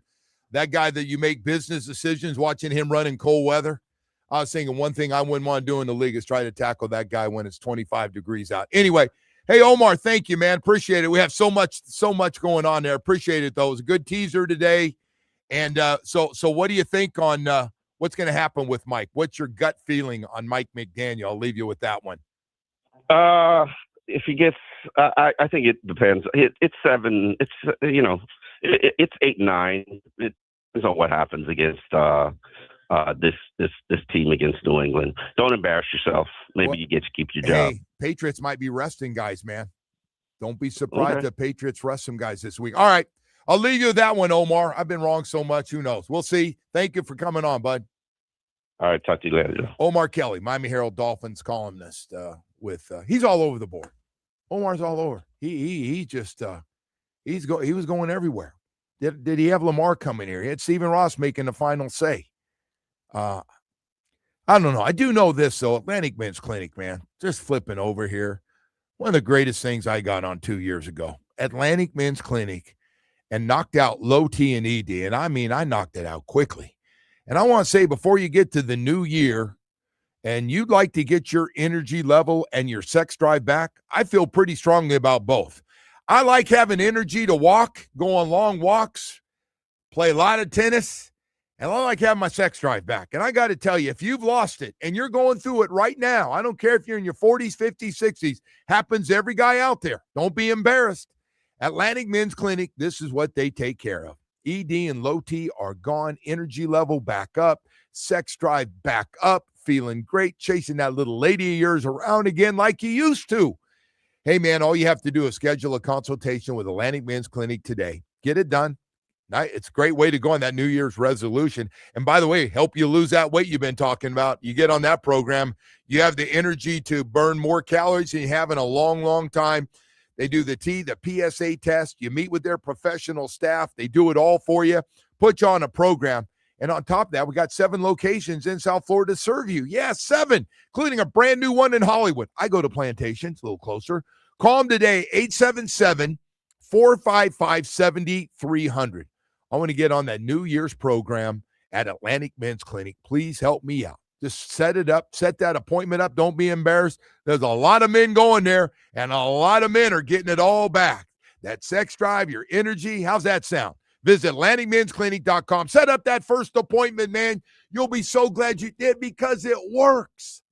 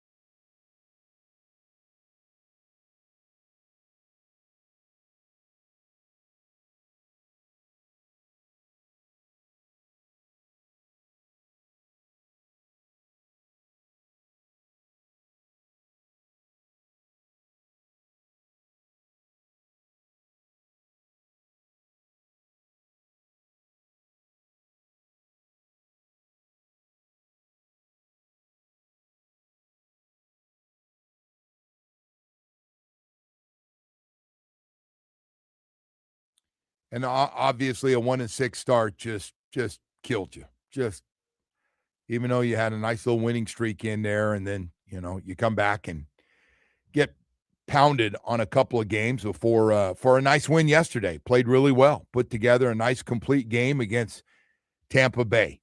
All right, so the whole thing with the Tua and Mike, the package and the whole thing. I just think before you even get to that, man, and I know that's what we see. So that's, Mike's the guy out in front. Tua's the guy throwing the ball. And I'm done with Tua. I checked out on Tua personally. I'm with the team and anybody else that made that decision. I'm with them. But we got to get that GM thing set up. That GM, he can't come in. He's got to be the guy that leads the whole thing and fixing things up. And he can't have anybody looking over his shoulder. You got to let the guy be the damn GM and do it. And have a game plan on how we're going to do things and how he wants the coach to do. And we'll handle the contracts. Don't worry about it. You coach them. And those type of things. But, yeah, it's a lot of work to be done. I think one thing we can all agree on, there is a lot of work to be done. It's funny. We got that win yesterday, and I was like, man, it's good. A lot of rookies play well, and it's good. But, we're out of the playoffs. It's empty. It's empty. Kind of like you got some good news, but then at the end of the day, you're sat back and, why don't I feel better? I got some good news, but, yeah, we're out of it. We're not talking about being a wild card, getting ready to go someplace, or we're not winning the division, knowing we're going to be home. We're not a number one seed with a bye week. So it's frustrating. It's frustrating. 1 week left, New England up next. We got to go to break here. We got a lot more stuff to get to here this morning as we continue on here. I got a little long-winded here before. I do want to take a second to tell you about Beverly's Jewelers, my jeweler, Jeff and Amanda. This deal they put together, I can't believe it. I've had so many people come up to me and tell me, hey, I got that stunning 3-carat certified lab-grown diamond engagement ring. I go, no, what? Yeah, the VVS Clarity E-Color set in a custom-made 14-karat gold engagement ring. It was only $3,999, and it still is. And it is the hottest thing Beverly's Jewelers has going right now. It is unbelievable. That's the reaction I got. Joe, unbelievable. That's right. 3-carat diamond ring for only $3,999. Shoes from all your favorite shapes and larger sizes are available at similar savings, but hurry. This offer is for a limited time. And while you're there, you can shop for anything you need at Beverly's Jewelers. Diamond studs, tennis bracelets, anything. Anything you're looking for in your price range, they really have something for everybody. If you need extra holiday cash, Beverly's pays top dollar for your old gold and silver and jewelry with immediate payment. Plus, interest-free financing, free gift wrapping, a great staff to make sure you get exactly what you need. That's the way I've been doing it for the last 35 years with Beverly's Jewelers in Fort Lauderdale or online at bevjewelers.com. Beverly's Jewelers, where South Florida really does get engaged. WQ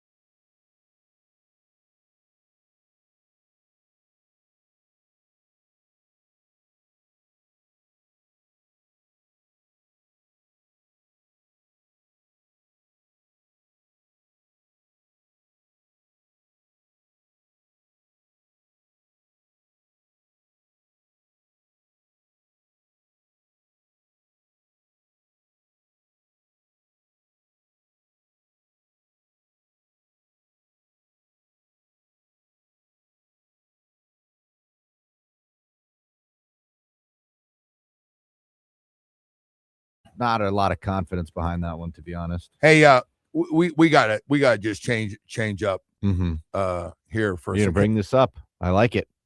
So, Jamie, I got to ask you, man. There's a lot going on in sports. We actually have one of our busiest. This is sports related. Oh my God, it is. But we got the Panthers tonight against the Washington Capitals. Panthers have 4 home games this week, including the Winter Classic at Lone Depot Park, which is going to be great against the Rangers. The Heat and Denver Nuggets tonight. We got the quarterfinals, Oregon, Texas Tech. You can't make this up. Oh, by the way, the Canes are playing Wednesday against Ohio State. So we've got a zillion sporting events going on right now, and it's fantastic. So Jamie asked me for fatherly advice. He goes, hey, I got to ask you. Said, taking a date tonight to the Panthers game. He's a junior Panther. I always like everybody to know Jamie's a junior Panther. So I said, Jamie, that's great. He goes, hey, man, do I go lower deck or do I get tickets up top? And I go, oh, man, she's got to know, like, you're not there yet. You got to just get upper deck tickets. You're going. There'll be excitement no matter where you are. Washington, she's a big Ovechkin fan. We'll make her one if she's not. Anyway, like, hey, I don't know. And so what are you leaning towards, Jamie, after the conversation we had? I mean, after what you guys have said, I'm leaning upper deck. Is that a bad play? No, that's a good play. You think so? Yeah. You don't think she'll get pissed off that I'm going upper deck on her? No. Now, what's the relationship? You know her for a while, or is this brand new? No, this isn't brand new. So we kind of we were together on and off while I was at UF. Never anything super serious. And then things kind of fizzled. And then I was out the other night. And then I ran into her. We started talking. Oh, we should hang out again. We should start hanging. And then she actually texted me yesterday and was like, hey, are you at the Dolphins game? And I was like, no, I'm not. But we should go to the Panthers game tomorrow. And she was like, yeah, let's do it. That sounds awesome. So that's where we're at right now. That sounded good for you. So you got one foot in the door there. Yeah. I think you're okay that since you know her, just go upper deck. I like this comment. Someone says she has to earn lower deck. Yeah, that's a great call. It's a good point.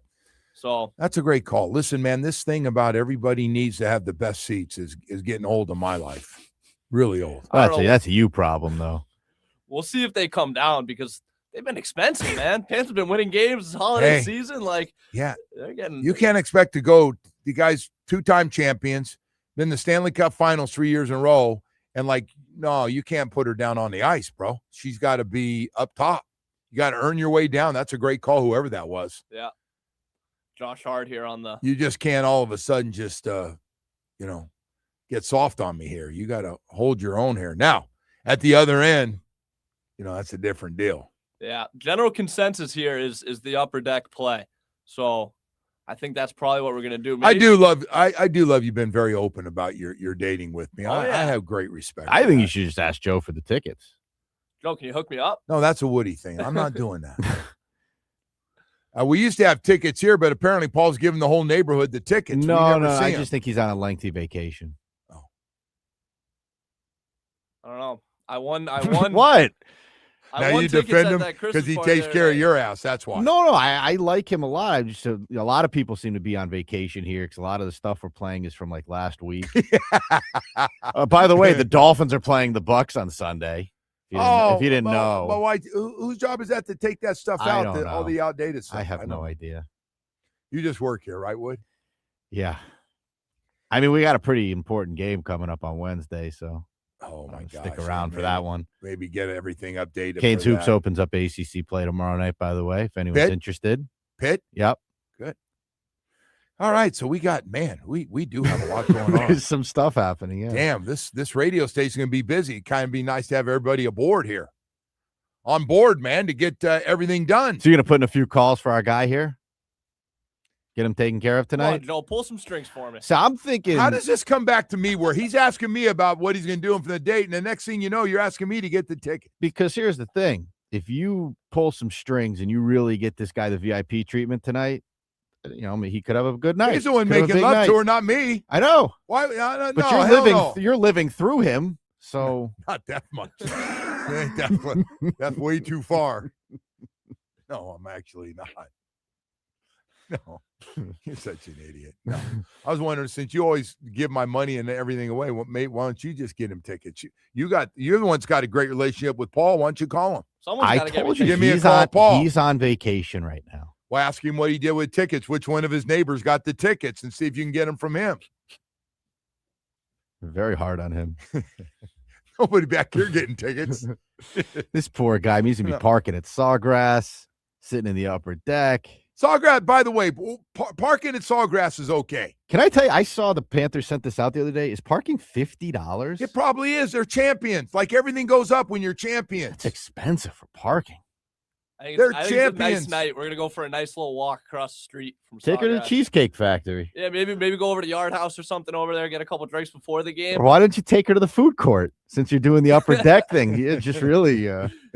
see how loyal she is. Get the mall food court, Yeah. then go over and we'll be in the 400 section at the game. Mall food court is great though. We'll be that sitting Chinese right up food they there make there. Right up there next to the Stanley Cup banner. Honestly, if you know her well enough, you can go, hey, why don't we just go Dutch on this deal, and you get yours, I'll get mine. What? Just don't even go to the game at all? No, No, he's saying she pays for herself. She pays for herself. You pay. Yeah. A lot of people are doing that now. And 2025, by 2026. When the check at the Cheesecake Factory comes, just get up. By the I got to way- go to the bathroom. Yeah, See if sorry. it's there when you get back. Gotta go. I was listening to some of the girls' stories down here that have swiped down here on FM, Mhm. and they're saying they've had, like, guys, I forgot my wallet. Do you mind? Wow. Oh my God, I forgot my wallet. It's tough I out can't- there, bro. Guys, just The economy's struggling a little. hey, Inflation. thanks for picking things up. I'll get the next tab. I can't believe I forgot my wallet. Yeah. Or that one. Reasonable. Hey, listen, you know what? I got one ticket, but I didn't get the other one. You mind getting your own ticket? I'm just being a dumbass right now. All right, 9 So o'clock. you're not gonna help him out. No, I'm not helping. No. I just want to know what's going on. He says, hey, don't worry about it. I tell you, this kid, he's relentless. This kid's got the makeup to, like, just outstanding work. He doesn't give up. Mm-hmm. Like, remember the last one never called him back. She kept kind of leading him on. And, well, I'd like to get together. Just call me. And every time he called, nothing. No, yeah, she's done. We moved on. We moved on from her. She didn't even exist. Look at this. Yeah. Kid's right back on his feet. She's done. And I love the hunting, the old school hunting of just seeing him in person instead of that swipe. Listen, I ran That into her. swiping's a little lazy, to be honest. I ran into her the other night at the bar. That's just how this all Well, came about. Which bar did you go to? We went to Fort Lauderdale. It was Tin Roof in Fort Lauderdale is where we ended up. Pretty Kind good. of bounced around. We started at Palm Room, then we went to Tin Roof. We were at the Wharf for a little bit. We were all over the That place. wharf is still jumping pretty good. No, Yeah, yeah, still good. yeah. Good talent in there. Yeah, some good talent in there. All right. On that note, let's go to break. We got the 9 o'clock hour. I have good news, by the way. I might be pulling some strings here. That's nice if you could do that for a guy we work with. It's doing a great job, by the way. We just have to work on your relationship with people in the building. I think is really the key here. Well, they got to come down and we got to work together. It can't be one-sided.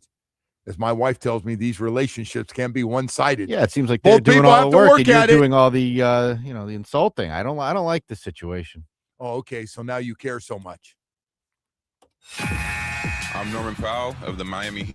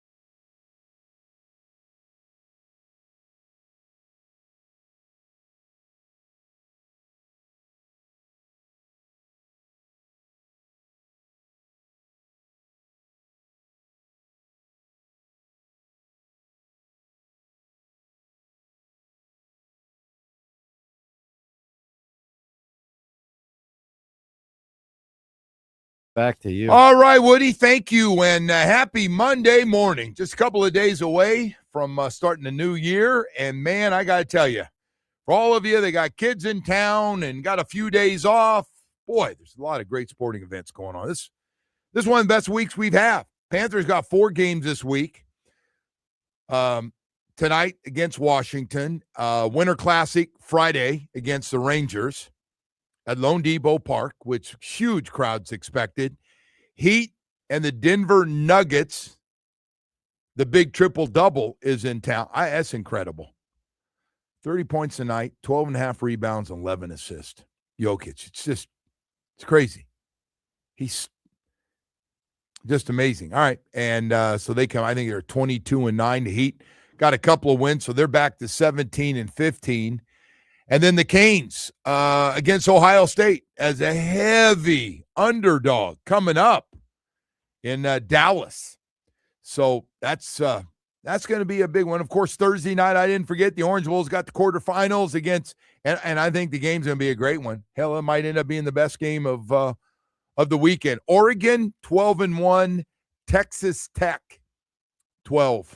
And by the way, if you're going, and I'm guessing the Miami Dolphins will have a few staff members there because a lot of people believe this Oregon quarterback is the best quarterback in the country, even ahead of Mendoza, who's from down here. And those look to be the top 2 guys as of right now. Now, we don't know exactly who's coming out and who's not, and we know a couple of guys didn't have great years, are going to be coming back. And then there's guys out of eligibility that have to come out. I'm really curious about how Carson Beck plays, man. I just think this is going to be a big one. He got away with not needing to do a lot last week, and the running game ends up being the difference, and the defense late in that game. But that long run setting up Malachi Toney for the touchdown, and then the defense hanging in there. But Carson Beck's they're stepping up in competition from Texas A&M to Ohio State. We're going to need the best of Carson Beck. We're going to complete some passes and go after guys, no matter, and again, if you go to mock drafts, you're going to see a lot of guys in the first 32 picks from Ohio State, probably more so than any other school in the country this year. So anyway, we'll see. And they're talking. Jeremiah Smith's talking. Caden McDonald's talking. They got a lot of guys doing a lot of yapping about what they're going to do to the Miami Hurricanes. And I just don't see the Canes getting blown out in this game, and I think it could be a real good game. Got to stay clean. Can't turn the friggin' ball over. And if they do that, a good game plan. Defensively, they, probably can't be as good as they were giving up 3 points at home on the road like they did a week and a half ago. But Woody, Ohio State hasn't played in a month. Yeah. Right. They got beat by Indiana. So it's been a while. Yeah, they're coming off a loss. Be a little rust. But they seem to be taking Miami lightly, which is nice. They're big, I don't know how you favorites. take anybody lightly after losing your game, and they're big favorites. It's going to show up. They are. But you got to play it, man. It's 11-on-11. It's not about the crowd and who's the loudest, and the Canes took care of that. Remember that topic? Yeah, I wouldn't worry about that. They're not. We don't even have to talk about that anymore. Tua's essentially gone. So. That was a Tua. That wasn't the Canes thing. That was, by the way, that was home and away. The crowd noise was a problem. Yeah. So we don't have to worry about that anymore. He's gone. I got to tell you, man, he was. In my mind, he's already gone, Joe. Did you put all those things together, though, for entertainment purposes? Can we wait till the season ends at least, just in case he gets in front of a microphone again? You never know. Yeah. He's got to do an exit interview of some kind, doesn't he? He could save some of his best stuff for last. I don't know. I saw Mike talking. Yes, we will do that. Talking to Mike yesterday before the game. I was like, man, that's got to be weird. He's sitting back watching the other 2 guys throw and warm up, and the guy, he goes through the things with Tua. Used to always have his quarterback coach out there, and they go through everything that just to make sure everything's fresh. And now it's Tua stand out in the middle of the field talking to Baker Mayfield, and there's Ewers over working on all the things he's been doing for. It's okay, man. Tua's gone. He's not here anymore. But to go back to what you're talking about with that, yeah, I mean, I wouldn't worry about the atmosphere or any of that kind of stuff getting any of the guys. But I think a couple of the things that play into this, the fact that Ohio State are, they're big favorites and they've been sitting for a while, coming off a loss. That would only be early in the game, that rust and that thing. But, the other part of this, you get everybody healthy, and Ohio State will have probably everybody back that's been banged up. Like you said, they haven't played in a long time. We'll see. But I don't know who that favors. Like, that could favor Miami. The fact that they just, played a pretty good game. Offensively, not their best game, but, now you get a chance to work out some of those kinks. What do you mean? That was real generic. What do you mean? Like what? What do you like? Miami had a chance to play recently. Got to throw the football. You're indoors. You got to throw it. There's not going to mean 30-mile-an-hour winds. You got to be able to throw the football. You got to mix it in. You can't just get Malachi Tony. You got to get more people involved in this offense, and you got to still try to run the football. They're going to have to get in the end zone a few more times, Joe. That's obvious, I think. That over-under is low, though, man. They're expecting another low-scoring game. Our field goal kicker didn't lose any of his confidence. Oh, yeah, that's another issue, too. Make sure that he's kicking them and listen, he had a real good year. What's going on with kickers, by the way, in general? Remember we started off the NFL season, the guys are kicking them from like 80 yards. Now guys are missing them all over the place. Well, there's always been that theory about kicking in December when games matter more and the weather conditions aren't perfect. And you saw it again yesterday around the league, right? A lot of guys that are really good missing kicks. So, yeah, that's part of the deal, man. That's part of the deal. Now you're playing for something. Now a lot of teams, not the Dolphins, but a lot of teams trying to figure out, still trying to win divisions, trying to get the number one seed. Man, there's a lot of things still open. Most of the wild card positions are taken now. That's taken care of. Now it's just a matter of who you'll play or if you can still win the division if the right things happen. And who's going to play? I guess the bigger question for me. So my theory is, if you're just joining me and the games, this has to indirectly do with the Miami Dolphins.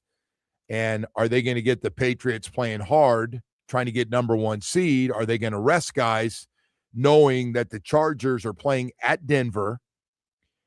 And if I'm not mistaken, on top of that, they've already wrapped up the number one seed. So the Chargers know they're going to be a wild card team, and they're banged up, including Herbert.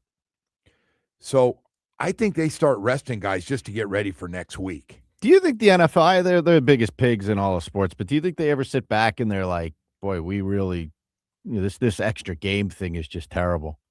I think they think 17's fine. The hell, they want to get 18. Yeah, I know, but I'm saying, like, don't you they ever sit back and like, boy, this really, at the end of the day, yes, we're a bunch of greedy pigs and it's never enough, but this product is just, it diminishes every single week. You roll these guys out there. I wish they stick at 17, but Woody, 16 was fine. Like, but before you get into this, I was just talking. No, I know you're talking about resting guys and different stuff, and which guys are going to play, and which teams are going to play the backups. I just think Denver, their mindset is we want number one seed. We want a week off, so we're going to play our starters. A lot of teams don't want their teams to have 2 weeks off. We've seen that has not worked. I remember Lamar Jackson took the last week of the season off. Then when they were number one seed, he took the next week off. He didn't play very well. Rusty. So there's a lot of different theories. So I don't, and again, if that's why they're playing these games at the same time, but you're probably going to have a pretty good idea ahead of time. Chargers probably going to let everybody know what they're doing before they play Denver. Hey, we're going to rest Justin Herbert. We're going to go with the backup. I don't even know who the backup is for the Chargers, but that offensive line and Denver's got a big pass rush. It's funny you don't know the back. Like, it seems like all these teams, like I was going to say Mariota or someone, like it'll be a name Trey Lance. There you go. Ooh, see, it's always one of those guys. They just pop up somewhere. So Denver's going for the sack record, and so I don't think Chargers are going. We don't want to be part of that with Justin Herbert. We want him as healthy as possible the following week when we have to go on the road somewhere to play. Yeah. Anyway, and then that ties into what New England's sitting back looking at. If they're going, well, we got to play next week. Boy, they look really good. They did. And the Jets stink, but I don't know the Jets, but no, Drake Mays looked good. They had a lot of guys out of that game yesterday. So, you know what's interesting too? A lot of these teams are gonna have dome stadiums next handful of years. Where? Right? Like a lot. I think the Chiefs are gonna have one eventually when they move. Aren't the Chiefs moving to like Kansas? Like they play in Missouri, but they're moving to Kansas or something. They're doing why would they do a dome, man? A lot of these teams are. Not Buffalo. A lot of the teams are going to build domes because they won Super Bowls. You can't get a Super Bowl in Buffalo without a dome. I don't think you ain't get like they're not going to play a Super Bowl in that crap. No, that we saw yesterday. A torrential freezing rain, downpour. Like they're not going to play sure that. Gives you an advantage against certain markets. You have Josh Allen. Although the Eagles are certainly not bothered by that either. I don't know how many new stadiums are going up right now, though. Well, did you see that thing with the Chiefs? Yeah, they play in Missouri, Kansas City, Missouri, but they're moving to Kansas City. Somebody gave Kansas them the deal they wanted, and they're going to follow Very confusing. Follow us. Very confusing. Yeah.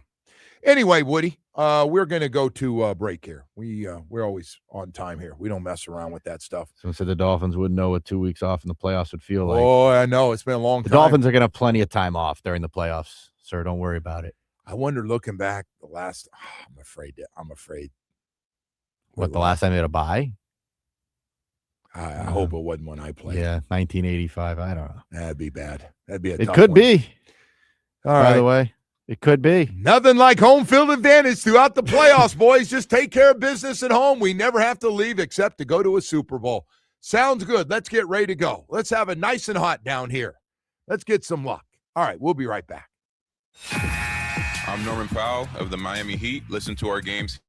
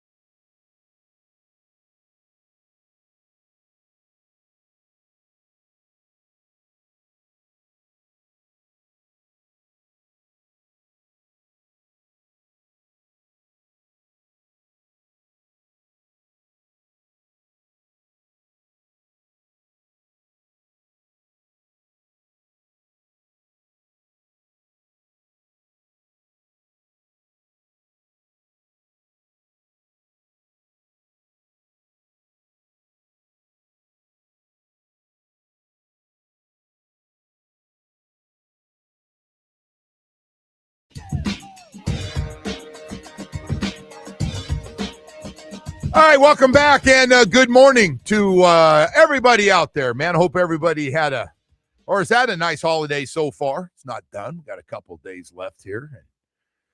Had the new year kicking in here, and man, do we have a ton of sporting events going on. My gosh. I'm going to try to sit back and enjoy as much of it as I can. The Dolphins game, I was really hoping for a 1 o'clock game with the Patriots, has been moved to 4:25. So then you start doing the math. All right, 4:25, and then an hour to de-ice the plane, which is always part of it. Hour and a half to get that done. That's what it took last game. I don't know, Woody. That starts talking about getting home after midnight. Never great. You gonna come in on Monday? Yeah. All right.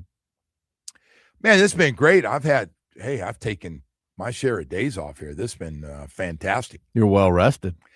Watching a lot of things and doing the Netflix thing a little bit. What are you watching these days? You getting away from sports a little bit? A little bit, but sports documentaries. I did. Did you watch the Diddy thing yet? I did. Told you to watch that one. I did. Yeah.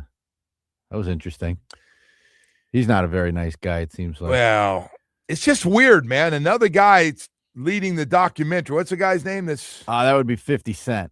50 Cent, apparently he and... not a fan of Diddy. Not a fan. No. Not a fan. Not even close. No. But yeah, doesn't look good. What do you call it? The freak show? Whatever. Freak off. Freak off. Yeah. All I was thinking of... Yeah. He's going to be out soon. Nah, I think he's got still. They gave him like 50 months with time served, but isn't that usually like, don't they cut it in half? You behave okay in there? I don't know. Maybe. Sure, he's real popular in there, so. I don't know. But yeah, I did see that. And I watched Chappelle. Did you? I did. I got up early one morning. I couldn't sleep. I went in there. You saw the promo during the Jake Paul fight for the Chappelle stand-up, right? No. That's when he announced it. I had to go back and watch that. I didn't watch that Yeah. thing. I watched it later, but then I was going, let me go to this 5th and 6th round again. Oh, okay. Mm-hmm. Not my favorite Chappelle special of his, but we watched Tom Segura the other night. He was pretty funny. If you're into stand-up. I just think Chappelle just says stuff that's like everybody gets a little uncomfortable in there while they're laughing. And it's just kind of ooh. They did get uncomfortable. Yeah. No, he's really into that. That's what I'm all about. No, Let's he likes do that it. Saudi money. He was really big into that. Said it's easier to speak over there than it is here. Yeah. He was big on that. It's been a while since they've cut anyone's head off here, but whatever. Whatever. Hey, you got your shot back. Sorry. So that's why you didn't watch it, huh? I did watch it. I made it through the entire thing. Oh, good. I told you it wasn't my favorite of his, but hey, listen, man, he's doing those things. You know what you're getting. yes. And then it's your usually. choice you want to watch. Sold out arena for that thing. But I always love this one. This is the one that always gets me. So you don't like something, and then you watch it, and then you're upset because it was what you thought it was going to be. Well, why watch it? Like, you know what you're going to get. Like, nobody forced you to watch that channel. Nobody forced you to watch that. Nobody. So I think with Chappelle, and he's like my favorite all time, but I think he's gotten a little bit almost like off of comedy. Like a lot of it was funny. Like the first half it was funny, but I don't know. It was a little much. All right. I know where you stand. My Woody. personal I know opinion. where you stand, and I know some of the issues during the thing that I prefer jokes. things you I didn't like to. like. I try to laugh, but he was trying to be smart, which he is. But Well, like you only said, so much of that stuff. why'd I even go there? Why'd I even bring it up? You just somehow flip it over to something. No, stop. I wasn't even trying to get in politics. It wasn't political, but anyway, yeah, I know it's about time to go with you. Yeah. Seriously. Yeah, you want to talk about comedy specials? No, I'm not. I'm not going to. No. How about this? How about we got the you. kid taken care of here for the tickets? That's good. Yeah. We did that. That's huge. Let's go. Did Paul come through with that? Yeah, he Give told me me a to tell call, you Paul. he hates you. It's fine. It's fine. He doesn't come down here ever and see me anyway. Tell him not to you worry. come say hi to me, Paul. You come down here and say hi anytime. Bring tickets. Start getting you going here. Get you on the ticket plan here. As long as you take care of our boy Jamie, it's good. It's all So good, he even got parking. He's really in good. I don't know what man. neighbor he had to grab and call and go, hey, man, I got to get those tickets back. I need them on the air. Now, the question is, does he tell her that he bought the tickets? No. I feel like I should. I'm spoiling her. I would. Well, it I think depends. that's It the depends. move. Where are the tickets? That's low, man. They're going to be good seats. That's low. We don't get bad seats. So they're That's going to be low. good. If it was me, I would just be like, listen, I really wanted to splurge tonight. These are really expensive. Enjoy the night. All right. Maybe she picks up the tab on dinner too. Only the best for you, What happens if she does offer to pay for dinner? You let her go. You let her do it. You say, thank you very much. These tickets are really expensive. I appreciate you doing that. Yeah. That's why Woody started dating the same girl when he's 12, and he's been with the only girl he's ever been with for that reason. That's she good. still pays for my dinners. Yeah, exactly. Yeah. All right. Hey, we got to go here. Omar Kelly from the Miami Herald. We had him on earlier, and he's all fired up about a lot of things. So we'll get into some of that when we come back with the Miami Dolphins. Stay with us.